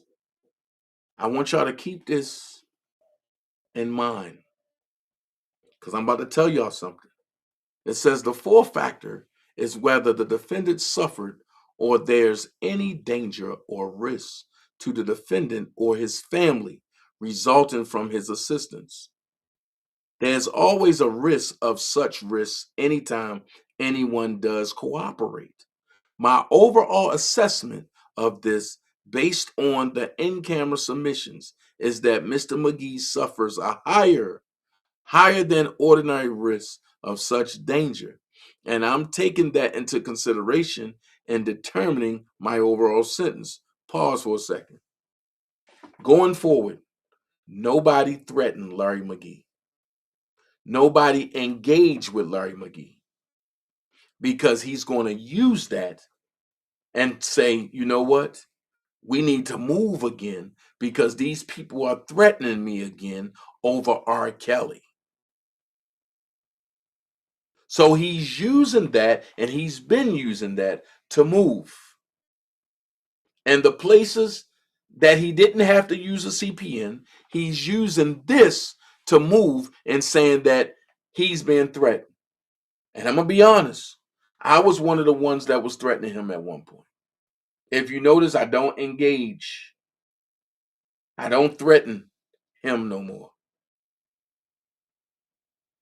I asked him to meet me in Atlanta. When he came to Atlanta, he turned into a ghost. So there's no need to threaten that man when you know for a fact he's a rat and he's going to run to the people. Do not set yourself up like that. The best way is to ignore him and let him stay to the rivers and the weakness that he used to. And I know it can be hard, but ignore the rats. Then it says, in terms of the timeliness of the defendant's assistance, I'm told from the government that Mr. McGee cooperated in a timely fashion in the matter before me, in that other state matter and in federal matters, and has been unwavering in his ability and desire to provide such assistance. So, I find on the record before me that Mr. McGee is entitled to a substantial departure from the guidelines calculated at step 1. I previously calculated them at 51 to 63 months. I will vary or depart rather down 7 levels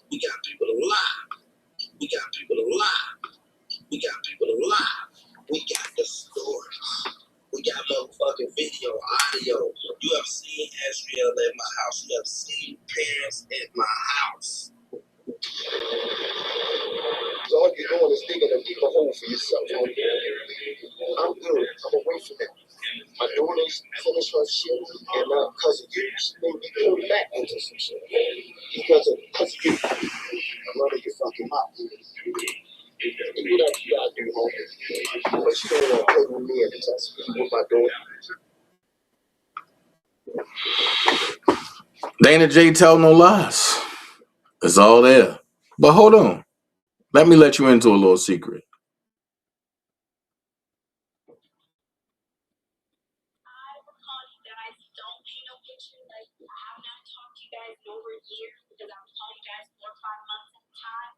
And when I would call you guys would be yelling, you guys would be cursing out. You would be yelling at the top of your lungs. So what I would do, I'd say, okay, I'll give you about 4 or 5 months. And then hopefully you just miss me so much that you just want to talk. Both you and her, when I would call, it was nothing but arguing. But we completely honest with you. Robert would ask me to call you guys. And no matter what he would say, is this your father's number or is this your mother's number? And it would say, oh. And I would say, yes, that is my father's number. And it's like, you need to call him. And I would say, I'm not going to call him. Because at that point, the only thing I get is figuring every time I pick up the phone. So if I can avoid it, if I can enjoy myself in this nice little penthouse while we're in New York for the weekend, I'm going to enjoy my weekend. It was very suffocating because I was an adult at the end of the day, period. And like I said, I'm not obligated to answer anything. I feel like truthfully, all of the women that have been associated with Robert, I feel like once they saw him as a celebrity, not as a human being, and they were infatuated with that celebrity. So like a lot of them dated him because of that, because of who he was, because of the life that he had, because of the life that he could provide them. Can you talk about the shopping? Can you talk about you keeping your hair and nails done? Can you talk about all the great times that you had dinner and was spending money and was splurging and was so happy? Because one thing about Robert, he has a very giving heart.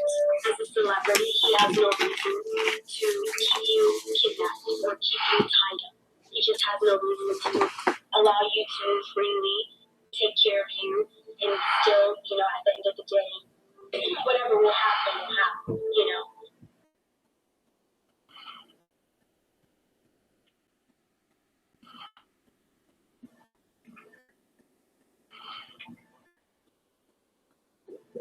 So we looking at here, we got a before and after. Beat me with a shoe, a size 12 foot, Air Force One, and he beat me all over. It's done. It's over. It's over. You may not even make it to class.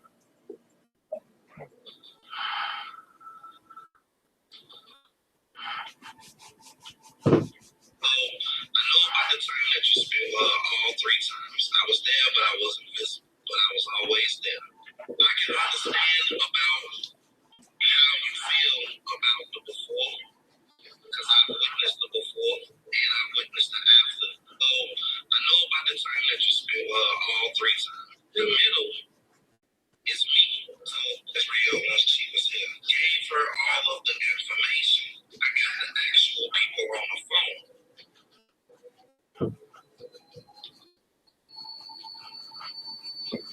She made the decisions of her own, and it was not easy. It was days and days and days of crime. It was hours and hours and hours of footage. It was indictments. It was phone calls. It was a lot of different things, and it was a lot of information that she just did not know. Overwhelming details. Some of the best psychological manipulators are ones that can put up the facade of being intellectual, even if they aren't necessarily more intelligent than someone else. They're very good at simulating, either applying arbitrary facts to a situation or just making up facts. A person that can convincingly lie about details or pretend to be an expert is very hard to argue with. I think what really made what solidified what you showed for her was his absence. Because it might have been a completely different story if he was out. I don't think so. Not after what I showed her. Like how she took it.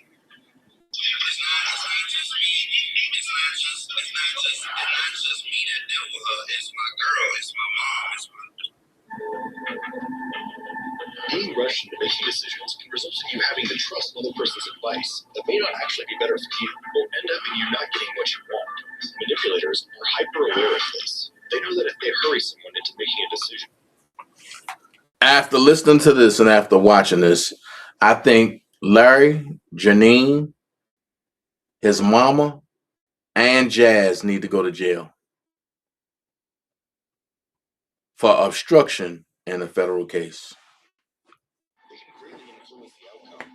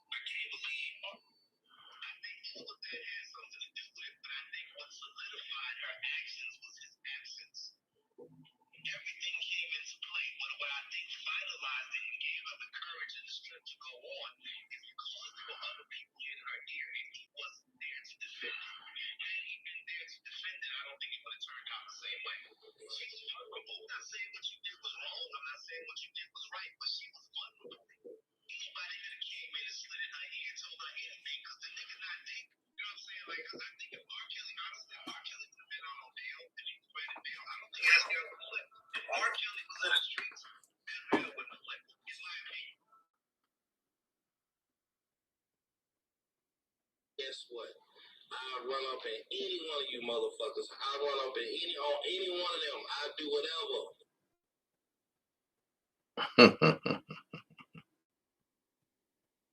And we know you're not going to do that.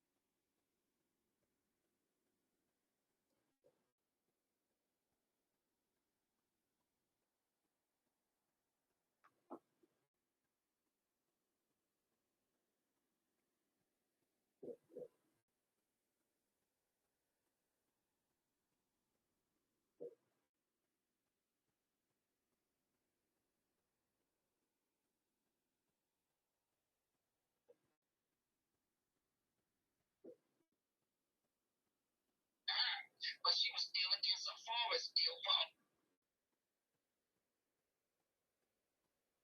with the feds. If he could get Adriana turn on Kelly, it would help him in his motherfucking case. You feel me? So after 2 weeks, she was at his house. He ain't got her watch the doctor's and he molding. Now he telling me, I got the picture of the party. It was around her birthday time. Because I got the birthday cake with them singing happy birthday in the house to her. But she was still against a forest deal for Kelly. He's like, TT, this gonna be hard. Because he was trying to get me to send money. And I'm like, fuck should I be happy that Israel at your house? You know, you like, TT, I'm running out of money. I need some money, right? Because you didn't, put on this persona like you got all this money. And now, what the fuck did I have to send money for? He was like, TT, I need you to send me some money because you see what I'm saying? I'm running out of money. And Azriel is here. Like, I should be happy that Azriel at his house. Azriel got that because she was still rebellious against her father. But I don't even think Angelo knew about that deal. I can't say he did. I can't say he did. That case that he fighting at $1.6 million case. He's saying a way that he can get out the case.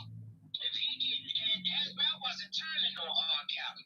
That was poor black. When she came home, only person she was fucking with was her brother. Like her mother wasn't even, she was R. Kelly for all of y'all. You see what I'm saying? It's R. Kelly. But Larry, the one, he had a hang with his daughter. Cause he got a video in the car and him and Larry's daughter, and he said, me and my girl, we spent all these hours, Larry was just showing us shit and was sitting up there. It was hard, but he got it a turn. It's there. It's done. It's done.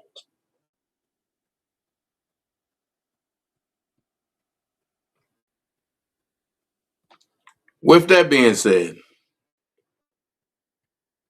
that's tampering at its best. And I think Larry McGee needs to go to jail for tampering. However, I was sent this video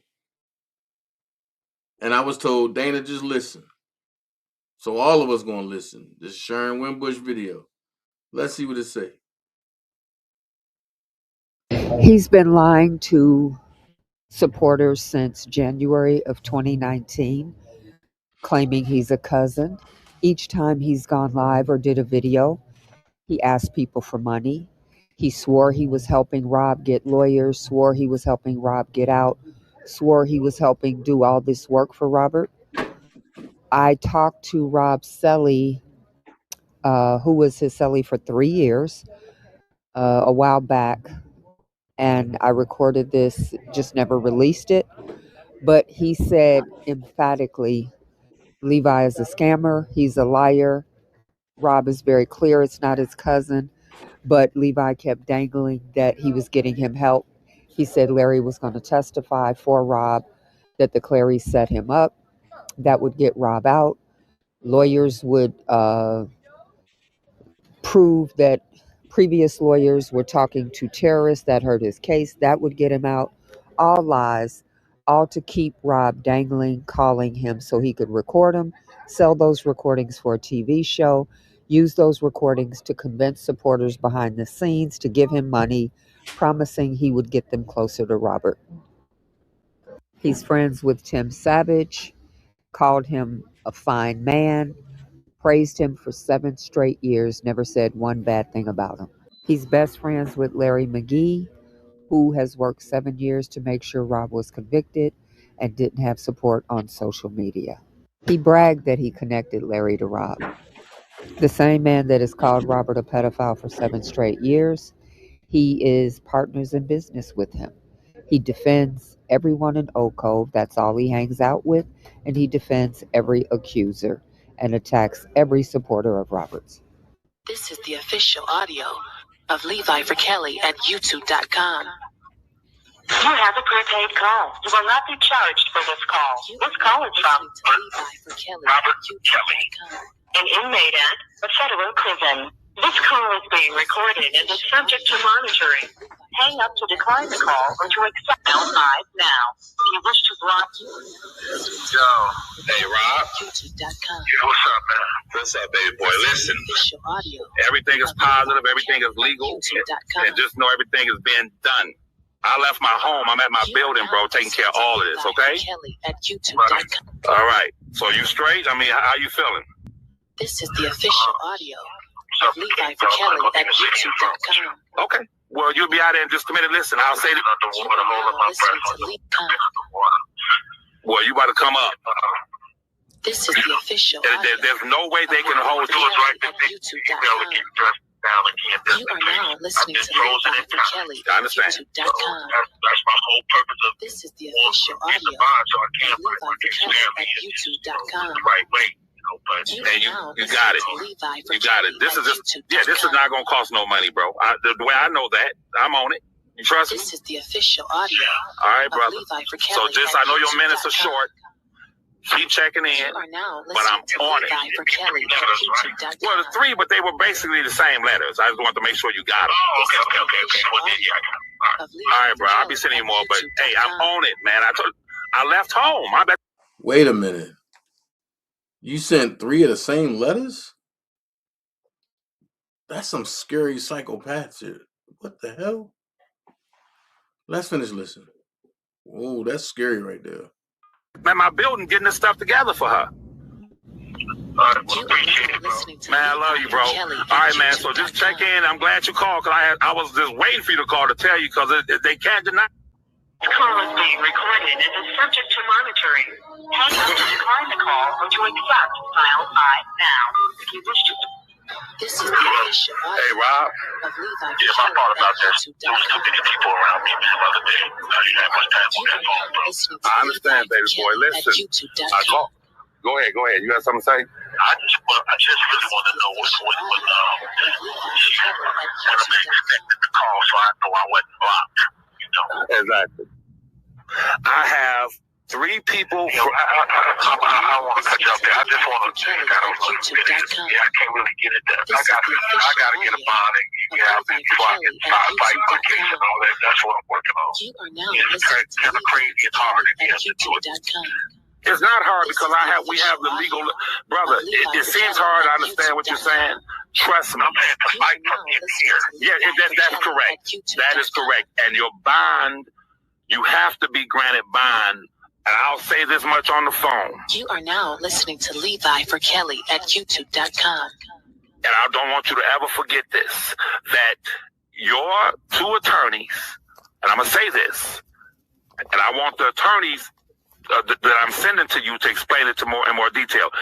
They have been interacting and colluding with those so-called R. Kelly supporters, the protesters and all of them are nothing but terrorists. Have been on their blog stations, have been talking to them, and the heads of those protesters have been attacking, engaging in all kind of crimes, brother. And by virtue of that alone, they have to let you out. There are only 7 major players when it comes to freeing R. Kelly. There are only 7 major players, 7 physical factors involved. First is my cousin. Second is his legal representative. Listen to me. Third is me.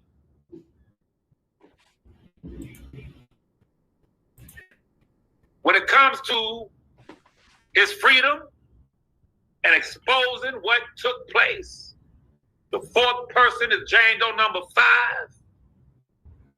The 5th person is her father. The 6th person is her mother.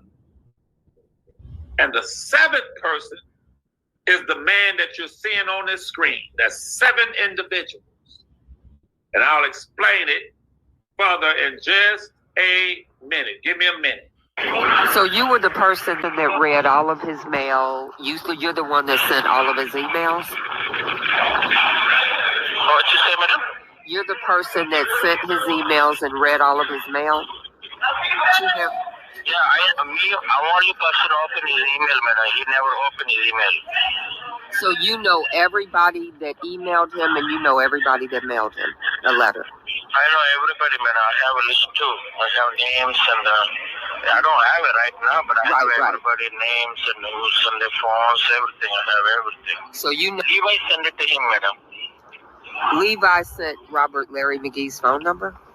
Yes, madam. Why? Whenever he got a phone number, he give it to me. and I keep it before, but I don't have it now no more. Why did Levi give it to him? I don't know. He said call him or he want to talk to you. He never called though. But he called Levi 2-3 times, madam. Levi using him law, madam. Whatever he called, he recorded and he put in his Facebook something else. Why did Robert keep calling him? Levi said maybe he's gonna talk to Larry Maggie. That's why he talked to Larry Maggie is my best friend, and call me. I go make a talk to Larry Maggie, but he never talked to nothing. He just using. I keep telling him, don't call him Levi. He's not good. He's using you. I told him that using you. Don't call him. He said you don't call it. Only one time he called me, and he put on his website, and then later he don't call. Because I told him don't call him, he's using you. Every time he letter he's fake everything.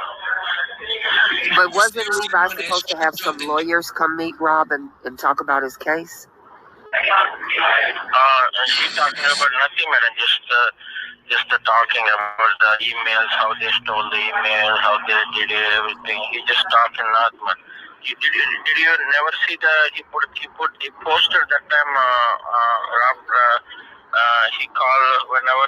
Did you see his Levi what they call video, madam? Yeah, he would a lot of stuff he would edit out so that it sounded favorable to him.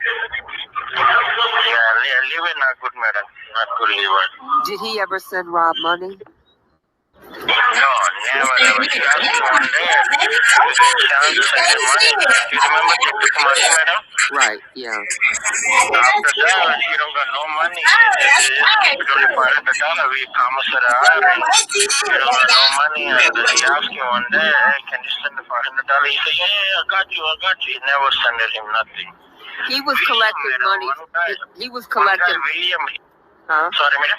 He was collecting money from fans saying he was sending it to Robert. No, he never, ever sent it, madam. I know everybody. He don't know who sent it. I know I have everything. I only open his computer. He never go there. Larry Maggie using him, madam. Larry Maggie, he never said, I know, he said Levi and Larry Maggie both friends, and I go tell the Larry Maggie, he's gonna put you something. And Levi say, I go collect the money. He never sent Levi two money, madam. Levi never sent Robert money. Wow. Levi, he told Letterman, he say he's gonna help his case, man. They're talking to Larry Maggie to come to court to talking to something, but he never do nothing, madam. That's why Rob stopped calling him, madam. He no more calling him Levi. I know, yeah. Wow.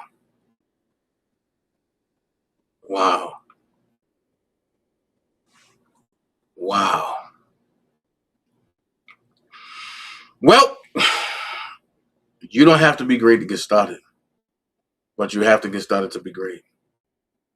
Be someone important. Be yourself. That's deep. And I'm going to say this much.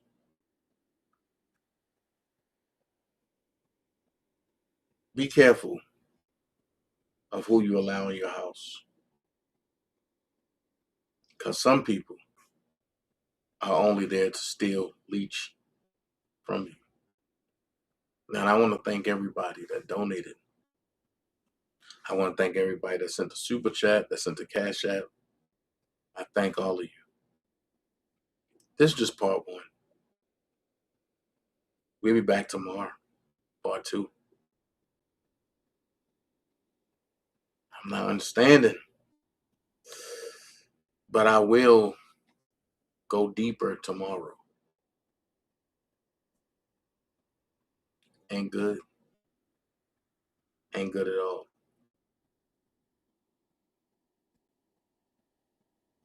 Listen, man. Elephants don't swat flies and jets. Fly over turbulence. Hold on. Damn it, hold on. You live on the Dana J Show. I can help you. Hey, I wanted to add something to that video that you just played. Okay, I'm live. You know that? Yeah, Okay. I was watching it. You got me on speaker? Yeah. Hi, everybody. This is Sharon Winbush.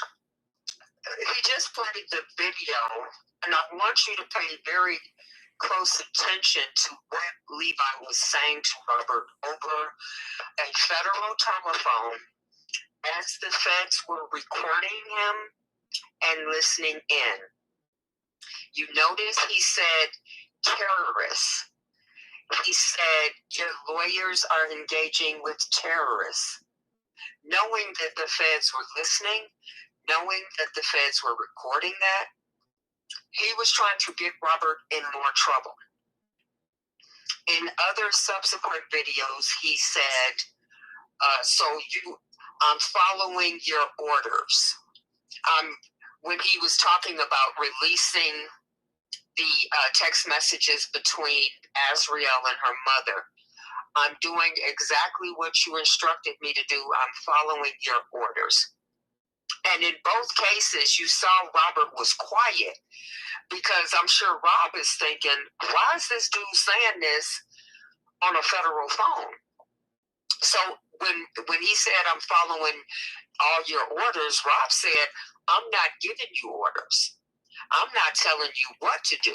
So Rob made it clear to distance himself from that statement. And he was trying to figure out what the hell was Levi setting him up for. That's why when he gets quiet like that, he knows you on some bullshit and he ain't saying yay or nay. So Levi is telling people behind the scenes that Rob is slow. He's not. He picks up on game. And he will string you along. And he was just holding out hope with Levi, thinking at some point he would come through with the help. But Levi never intended to help him. He was using those phone calls to collect tens of thousands of dollars over a 7-year period of time, which is fraud, domestic fraud, and international fraud, because he's received money from people all over the world, and all of that will be traced. He is receiving plaques from YouTube congratulating him. That's fraud. You're getting a plaque based on fraudulent information you put on YouTube. He's committing so many crimes, and he's doing it in partnership with an informant who is running a criminal enterprise on the internet called OCOV, which is RICO and racketeering. So we're watching this play out in real time. But I wanted people to pay attention to exactly how Levi is trying to set Rob up on the phone. He knows the feds are listening. He knows this is a federal call. And yet he used the term terrorists. Your supporters, they're committing terrorism. Your lawyers are engaging with terrorists. Why would you say something like that? He's trying to hem Rob up. That's deep. Yeah. Somebody that you care about, somebody that you love, you ain't gonna try to hem up like that. He was always on Tim Savage's side. He probably came from Tim Savage. We don't know where he came from. But I guarantee you, he knew Tim Savage and Larry McGee before he popped out. And I believe Larry McGee told people to come into the R. Kelly sector, pretend to be for Robert as you manipulate and control supporters. Levi's only job was getting people to send him money and stopping people from doing any work. Give me money, I'm doing this, but there was no work ever done. So if you're giving the money to Levi, you're not sending it to Rob. Levi's collecting all this money, claiming he's going to send it to Rob, they're buying Rob this, they're buying Rob a coat, Rob needs this, Rob needs a lawyer, Rob collecting tons and tons of money, and you heard the cellmate say, Rob never got a dime from Levi. Never received anything. Wow. That's deep. That's real deep. So he came into the R. Kelly sector to scam every R. Kelly supporter out of money, to stop any support that Robert had, and to guarantee that Rob got convicted. He's never been for Robert. You hear him say nothing but great things about the accusers. Nothing but great things about the man that has called Rob a pedophile for 7 years. He supports Tim Savage. But the thing that got me is when the cellmate said that Levi said Larry McGee is his best friend. What? Right. Yeah. And he's going to testify on your behalf. What they did, they wanted Bonjean to stop pursuing Larry McGee. So if I can get you to switch up and say I'm going to support him, then you'll stop looking at me. Which makes sense because now that okay, all right. So now that Bo Brinley there, because I was wondering why a certain part of the motion didn't name him directly. He's already addressed that. Okay. He's already addressed that. That was in a previous motion. He put that motion in. They responded. He was supposed to respond to their response. That's all this was. But he's already addressed that. And that's what the evidentiary hearing is for. So he doesn't need to be redundant in this motion because he's already stated those things. Okay. Well, even though he stated it, and because of the lack and the latency of it, he needed to reabrush the court. This person. No, I thought this was perfect. The way he outlined it, what he wanted to do was narrow his focus. He was broad in the last one. The one that was, I think, 24 pages or something. Okay. He took broad strokes. So he was talking about this and talking about that and adding this and adding that. And now, and they started picking all of that apart. So that's when he laser focused to, this is what it is. I thought this was one of the best motions I've ever seen. Okay. It was excellent because he didn't give you any wiggle room. He gave you nowhere else to move. This is the issue. It is a constitutional violation. We're not going to get caught up in this, and this, and we talked to her here and this date. So when you come wide, but then you have to narrow your lens and be laser focused on this is the violation. And at its core, you cannot answer that this is, you have no response for this being a constitutional violation. That's facts. And that's what you want to hit home on. It is a violation of his constitutional rights. That's facts. But however, everything else is irrelevant. Yeah. That's facts. But however, everything can't be irrelevant because the people that helped the government need to be prosecuted as well. No, it's not irrelevant. And all that's going to bear out in the evidentiary hearing. But he's saying, if I present an argument to you and you keep going over here, what he's doing is he's saying, okay, all that's great. Let's get back to the real issue. And the real issue is this is a violation of his constitutional rights. All right, so let's go here. Because I'll be the one to go live and say it. And y'all know that me and this dude don't get along. We don't like each other. But if Debo can go to jail for what was said, why can't Larry and Levi go to jail for what was done? but it takes people putting that in front of people that can do something with that information. And if people are not following through on that, then nothing happens. They're following through on their stuff. They're writing letters. They're calling judges, emailing prosecutors. They got their little criminal enterprise, which all of that is documented. Every time you write a judge, everybody gets that. Every time you send something to a prosecutor, everybody gets that. Well, that can't be true, Sharon, because the stuff that was sent to Angel Cruel, evidently that has been suppressed and dismissed. The stuff that was sent to her by whom? By Larry and Crew.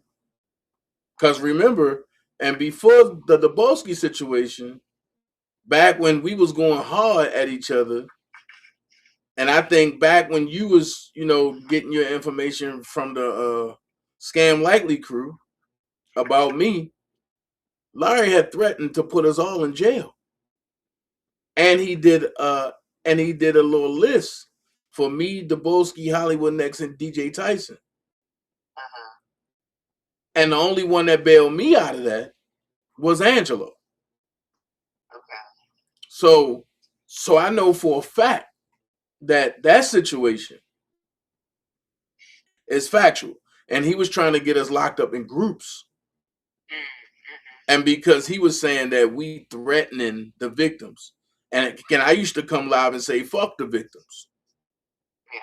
That's when I switched it. And if you notice, after I got that call, I switched it from fuck the victims to accusers can't be victims. Well, you have a First Amendment right to your opinion. And if you don't see them, you don't have to bow down to anybody, and you don't have to believe anybody. No, it's not bowing down, Sharon. It's the stuff that we all was doing. And I know me. I was going harder than anybody. Yeah. So it's not bowing down. It ain't none of that. But the stuff that I was doing in 2018, 2019, I deserve to go to jail. But don't say that. No, but I'm gonna tell you. But God seen fit that I didn't go to jail because I went in front of not one but two judges. Yeah. And to find out the same people that sent Dubosky to jail were some of the same ones trying to send me to jail and laughing about it. No, now it's time for me to return the favor. Well, and those same people called the jail when they had that rally and said it was a bomb threat and Rob got beat up. So they've been operating against Robert. And from what I understand, Levi made that call along with some people from Oak Cove. But all of that. Whoa, wait. What? Yeah. At that time, man, Levi was rocking. I ain't hear nothing like that. He jumped on and said, I'm responsible for you shutting down your rally. And he did that. He and, they have a handful of people that make the calls, that send the emails. And I'm not even going to tell you where we are with this because I got so much stuff. But all right, look. Assured, call me behind the scenes and tell me that because I'm listen. I'm not for putting the blame on somebody if they didn't do it, but I mean, and depending on my status with you, I might take over and say I did certain stuff, but that right there ain't something that I'm going to say I'm going to do because I'm not going to even say no stuff like that. But the thing is that I have protected a lot of people over the 7 years that stabbed me in the back. I have took the bullet for a lot of people that I didn't even have no idea of what was going on. But because I didn't like the opposition, I went at the opposition. And because at the end of the day, I know I can fight. I know I can defend myself. There ain't nobody going to do shit to me in real life. And I carry that mantra. But at the end of the day, I'm like, yo, man, yo don't get along, man, yo don't talk. Man, yo got some differences. But if he can go to jail for what he said, they can go to jail for what they done. And at the end of the day, the people they're calling terrorists, they are in fact the terrorists. And there's so much evidence. Angie Walker, I hope she is saving every screenshot. I hope Dubosky is saving every screenshot. I hope you are saving every screenshot. I, of course, am screenshotting everything that I deem important. And so I hope you save every screenshot. well, I got rest assured. Rest assured. But that first name, wait a minute, not to cut you off, but that first name is part of the problem because she was the lawyer that Levi was talking about. Yeah, but harassment, and that's what makes it worse. You got to realize, and I hope Dubosky contacts his judge, Hillman, because this man sat in a courtroom and told a judge, my whole blog is about protecting women. Who? And yet he's over there, the one you just read a sentencing report. Oh. And he's over there making fun of him and his criminal enterprise, posting pictures, ridiculing, humiliating all over the internet, which is criminal behavior. Okay, so who is he doing that to? Angie Walker. Oh, she don't matter. She not important. But it doesn't matter. It's the crime, and you screenshot all of it. I still have all the stuff he did on you. I still have all the stuff he did on me, and you send that to his judge.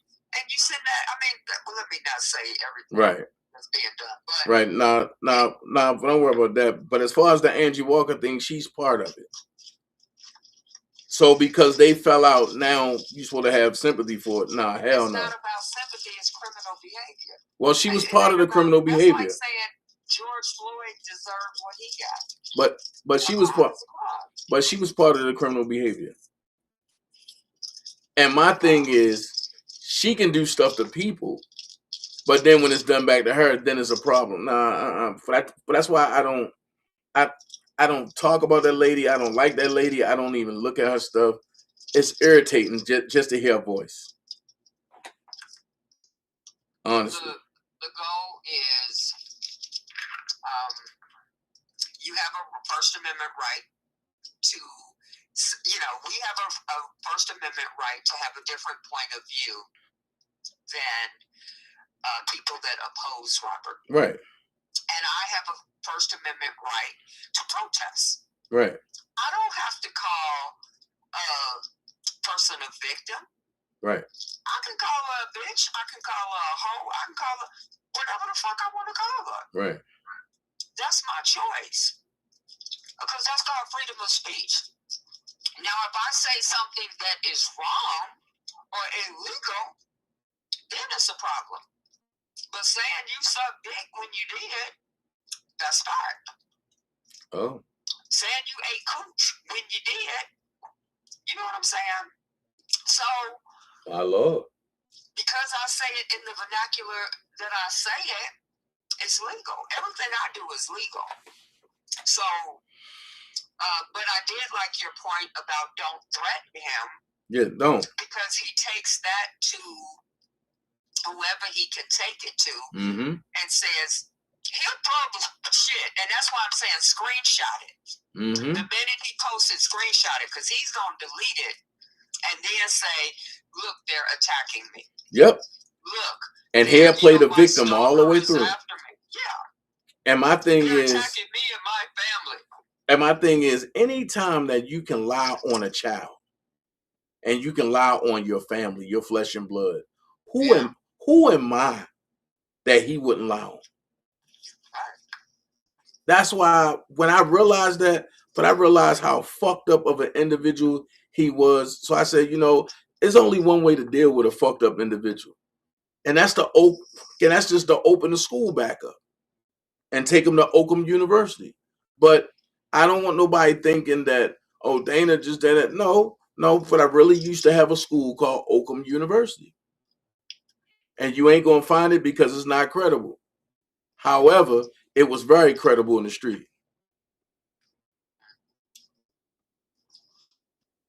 But I'm not threatening nobody. I'm not saying nothing like that. I'm just saying I'm contemplating on opening the school back up because sometimes that's what people need. They just need to go to a university.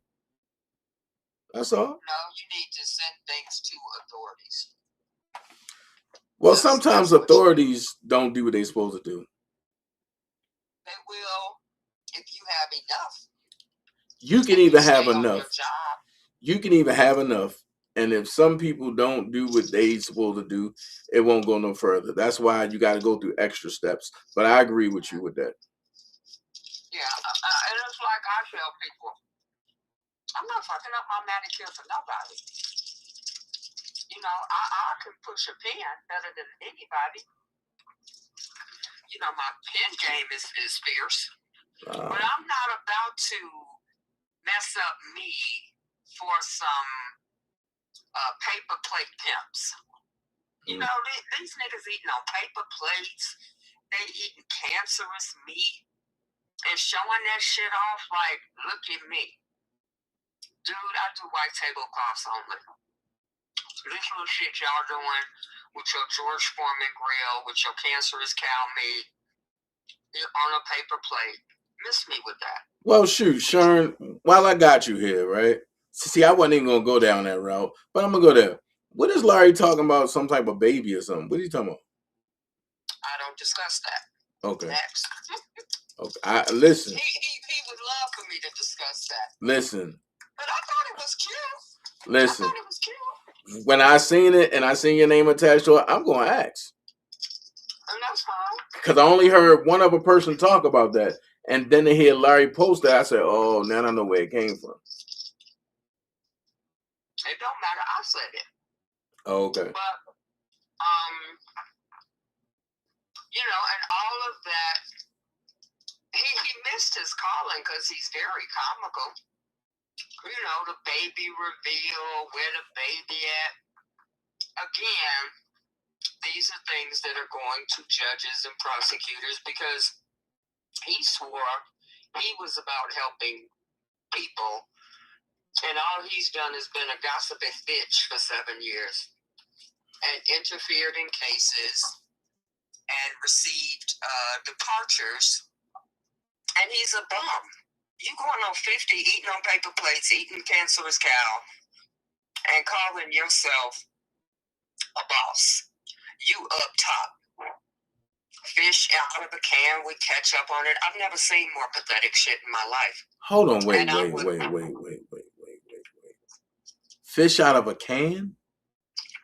Yeah, Levi has some salmon that you had to cut with a knife, which means you really cooked it too long. Are you talking about the pink can? I don't do salmon in a can, so I don't know what it comes in. But that's what they make salmon croquettes with. There's no salmon that's that fucking hard that you gotta, you know. So when you, my point is that's poverty living. Oh, and Lord. when you living in a double wide, you gotta share it out back, and that's, you know, that's your habitat. But you want to be a boss and you want to roll with a thug. You miss. I'm going to do a video on how fucked up their decision was. I'm going to let them keep rolling with it. But I'm going to tell them the money was really doing something else. I'm not going to reveal it yet, but they fucked up with their choices. And even now, they want to act like WAC 100. He don't want shit to do with them. He wants nothing to do with them. They're bums. The first thing he's going to do is go look on their page and see the videos that they have. They've deleted half their content. They have no followers. And this is the shit you're doing with your time and energy, going back and forth with people that nobody knows. He's never going to do business with them. So all of this, yeah, we going here and we about to be on bar stools, and you're going to be on a bar stool in a tavern, but that's as far as you're going, dude. Nobody wants shit to do with a loser. And they'll deal with you if you're a snitch that can make money, if you're a real boss. But the first thing people do is they look at how are you spending your time. And this man is going back and forth, arguing with a lady that's older than him. And he's spending hours and hours and days doing this. That says to anybody, you are a fucking loser. And nobody, if you waste your time and your life like that, you do that with me. Black is not going to have anything to do with either one of them. Ever. So they can spin the lies and tell the lies and we're doing this and we're going to do this. He's got people in Butner that can get to Rob and they can discuss whatever they need to discuss. He doesn't need Levi and Larry for nothing. They're of no use to him. They're not businessmen. They're not business-minded. They don't know how to get shit done because they haven't done shit with their own life. People just got to look at you. You know, and that's a 5-minute glance. That doesn't take long. Scroll through your social media real quick. See the amount of people you have. See the type of videos you're dropping. And see the food you posting. Yeah, this is a broke-ass nigga. I don't need him around me. Next.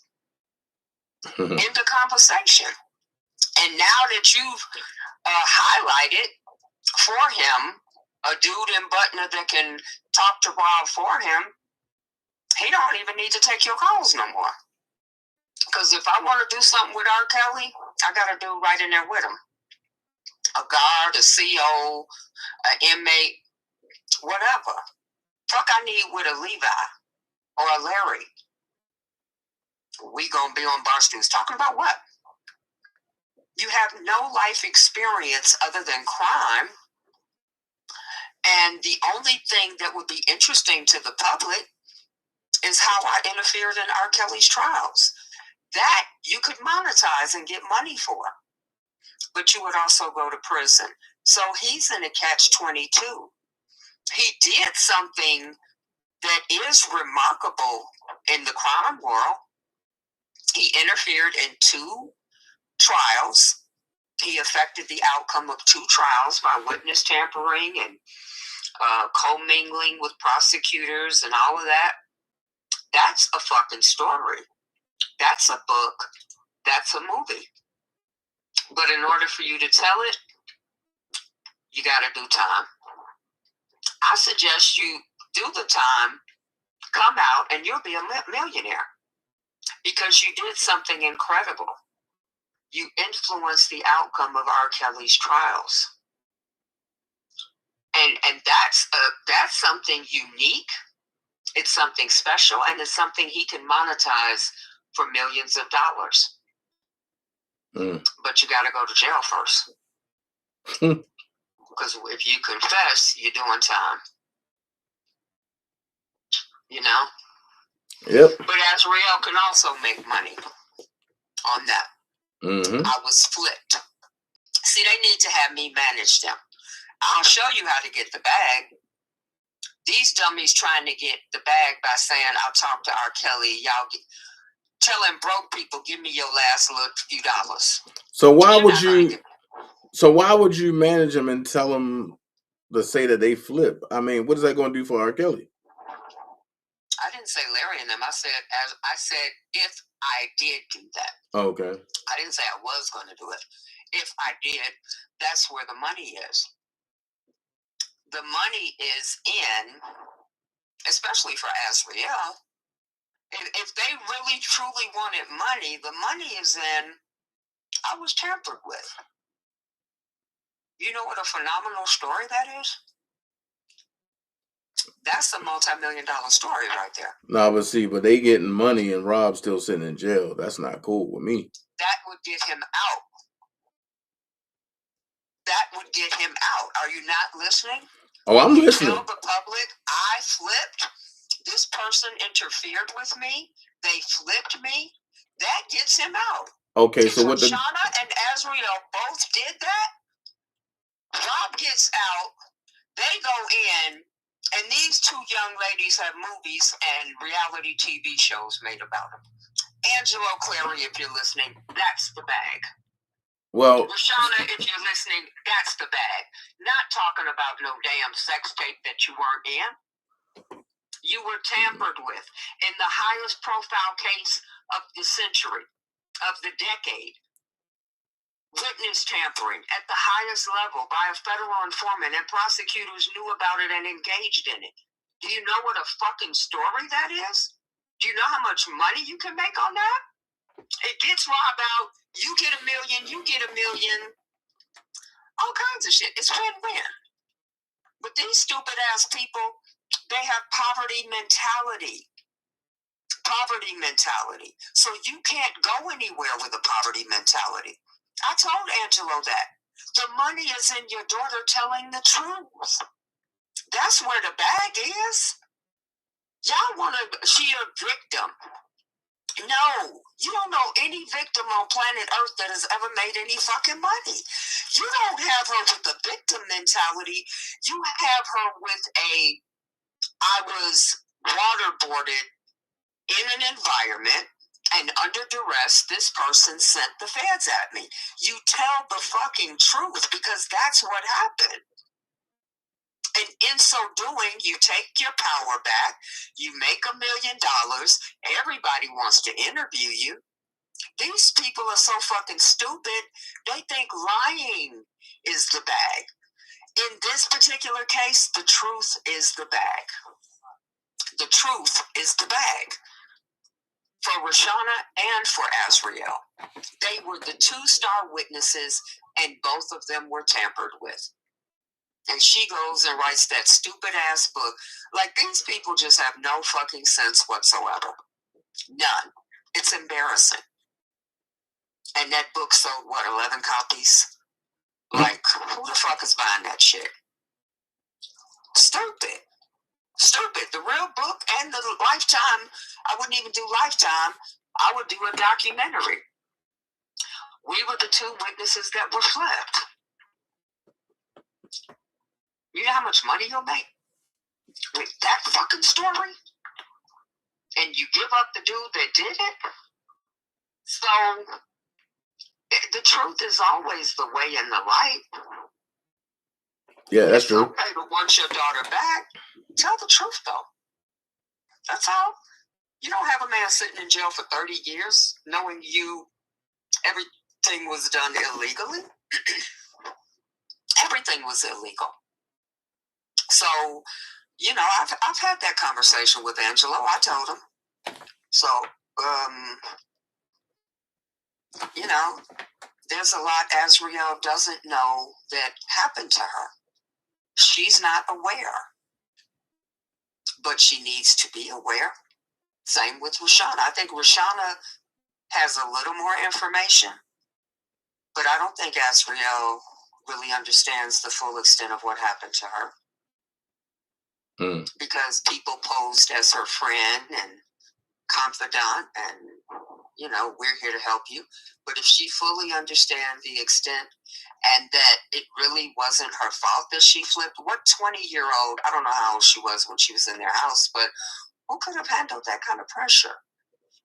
They put Surviving R. Kelly on all the TVs, and 24/7, all of these adults in their 40s are bombarding you with information, and they put you on the phone with all these other people, and then they fly you to California to meet with Rashana while working with Ryan Chabot, Geddes, and Angel Crow, and whoever else was involved in that. So, if Angelo wants to make money with Azriel, you get her to tell the truth. That's what you do. No coercion, nothing. Tell the truth. And you pull her up out of her victimization. Everybody wanted Azriel to be a victim because they wanted to make money on her being a victim. But Azriel stood in her decision, in her power. And I told her father that. She was her most powerful when she was standing up to you. She was owning her decision. You don't have to agree with her decision. It was her decision to stay with that man. I listened to what you played of Shabazz and him saying, you know, she had the courage. She had the courage to say what the fuck she said, which was leave me the fuck alone. She was standing in her full power, standing in her conviction, standing in her courage. And these greedy motherfuckers that wanted to make money off of her convinced her she was a victim. Just like they did Rashana. Rashana didn't have a problem with her decision. I'm the girlfriend of R. Kelly. My aunt is jealous because he picked me over her. She stood in her decision until everybody said, no, the bag is in being a victim. And she ain't seen no money since. So they were played and manipulated by people that wanted to make money off of them being a victim. And that's the real story. Nobody gave a fuck about them. They wanted to make money. You heard what Tim Savage said. Yeah, I'm about to make money off of my daughter. He was beating her ass, tearing that ass up, but he wanted to make money off of her. That's why he sent her in to get with R. Kelly to begin with. So this was all a money grab for people that didn't want to respect their daughter's decision. I chose this situation. They knew what they were getting into. She's too young to make a decision, and yet she made the decision. So, you know, you got to let her own that and then deal with the consequences of the decision. Azriel was her most powerful when she was supporting Robert. And now she has to live with the knowledge that she sent a man to prison for 30 years. That's going to eat her alive. That's going to destroy her. All for what? Because my parents didn't like my boyfriend. They wanted me away from him. Bad decision. Because she's going to self-destruct. Thanks to Larry McGee, thanks to Tasha K, and thanks to her parents who interfered in her decision. She told you she was fine. She told you she was okay. She sat right next to her parents in the Shabazz documentary and said, I was enjoying myself. I don't have to talk to you if I don't want to talk to you. That's the last time we saw that young lady powerful. That is the last time she stood in her power and owned her power. They then convinced her she was a victim, her decision making was fucked up, and she was with a monster because Larry McGee needed to get his ass out of jail. He raped her, he violated her, he used her. He is the monster. Larry McGee is the monster. Larry Levon McGee is the real monster in this story. And he let Janine and Jazz, two other women, do the work, and he sat back and was the puppeteer. So if Janine had an ounce of sense, she would have written down everything that happened, recorded everything that happened.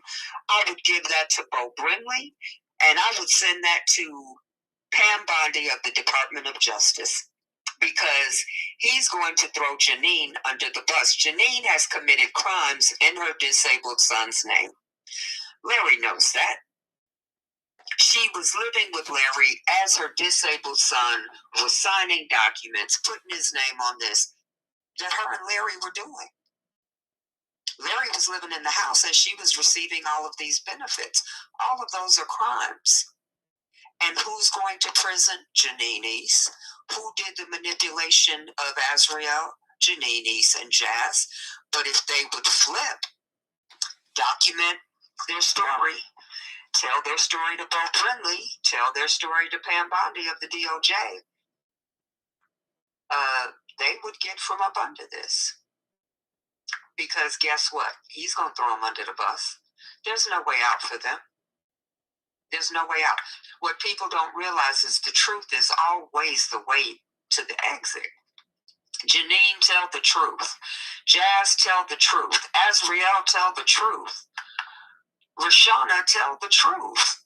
And all of you stand united, and whoever has the balls in Oak Cove, stand with these people and give Larry McGee up to the feds, along with his partner, Levi. If you have any ounce of sense, you would do that. Whoever in Oak Cove that wants to save their ass, y'all got Janine's number. Y'all better call her. Talk to her when he ain't in the house and get her to see the light, because she's going to go to prison for committing crimes in the disabled son's name.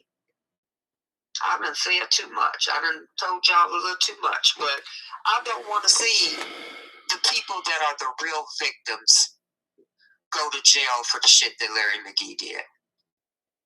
So, it is what it is. Yeah. But rest assured, we got motion in the White House. Shit ain't stopping. Now you can save yourself, or, you know, Larry's got a file on everybody, and he's going to throw everybody under the bus. Everybody that got a PPP loan, everybody that did unemployment, everybody that did a credit card scam, CPN number, whatever the fuck you was doing with him, and scamming on social media, and most importantly, swatting and taking people's identities and getting money and writing judges and writing prosecutors. It's so many crimes, and I promise you I've documented all of it, and I promise you it's in front of the president. So we got motion, and it's going to be a problem if you don't come forward and save yourself. Janine East, Jazz, Azriel, Rashana, and whoever in Oak Cove is interested. We got some people. I told them, act normal. Keep smiling in his face, acting normal. But we got some people that's ready to save themselves, and they're not going to jail for him. So it's up to everybody, but I promise you, it's going to be interesting. Yeah. So that's, you know. Wow, that's a handful. That's a lot to digest. Yeah, it's a lot. But he is the real monster. Definitely. But I thank you for coming on, Sharon. Let me get up off here. Okay. All right. Thank you. All right. Everybody go to Goddess Sharon and you'll watch the videos. Dana showed a lot of them, but you'll see the videos of how all this played out for the past 7 years. And Dana's got a lot too. I be telling people, just go binge watch. You'll see it all. Yeah. Everybody, malicious conspiracy, everybody has put up good stuff, and you guys have just got to educate yourselves. All righty. Okay. All bye. Right. Sharon Winbush, everybody. God damn, some of that stuff I ain't even know. Or did I? Some of that stuff I ain't even know. Or did I? Listen, man. I think everybody need their day in court. I ain't saying too much of nothing, but I'm just saying it is what it is, but that was a lot. Jesus Christ. And I agree that Larry and his crew is the monsters. I agree about that. I agree. Along with some others.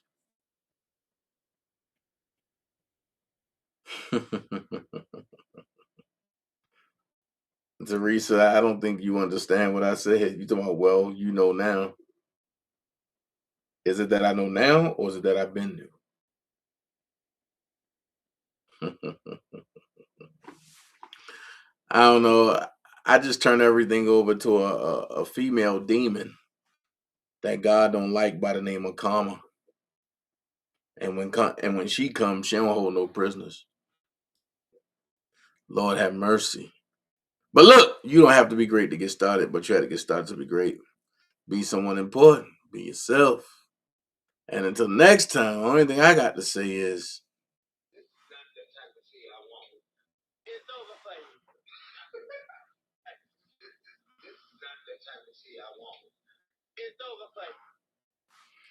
I thank y'all for joining me. I thank y'all for donating. I thank everybody for attempting to donate. I thank everybody for just being here. Y'all could have been anywhere in the world, but y'all chose to rock with me. Until next time, I want to say thank you. And listen, we going in tomorrow. I'm out.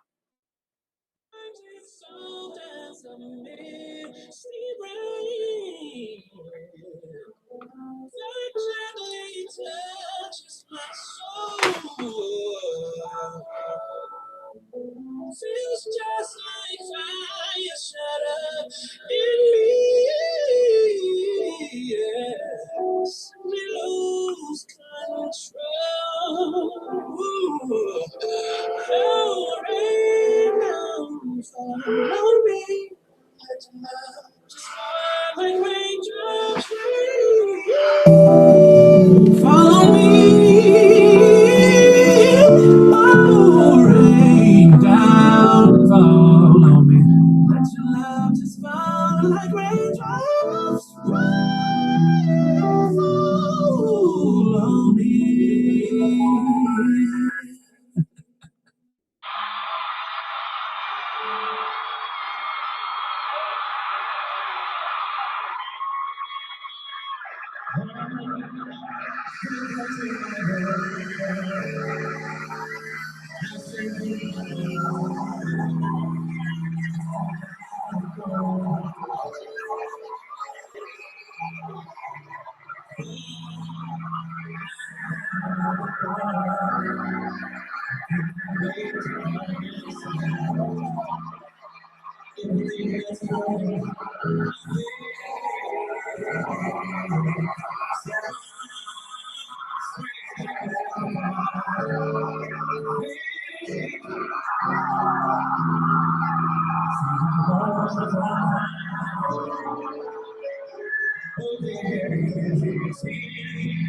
Baby, come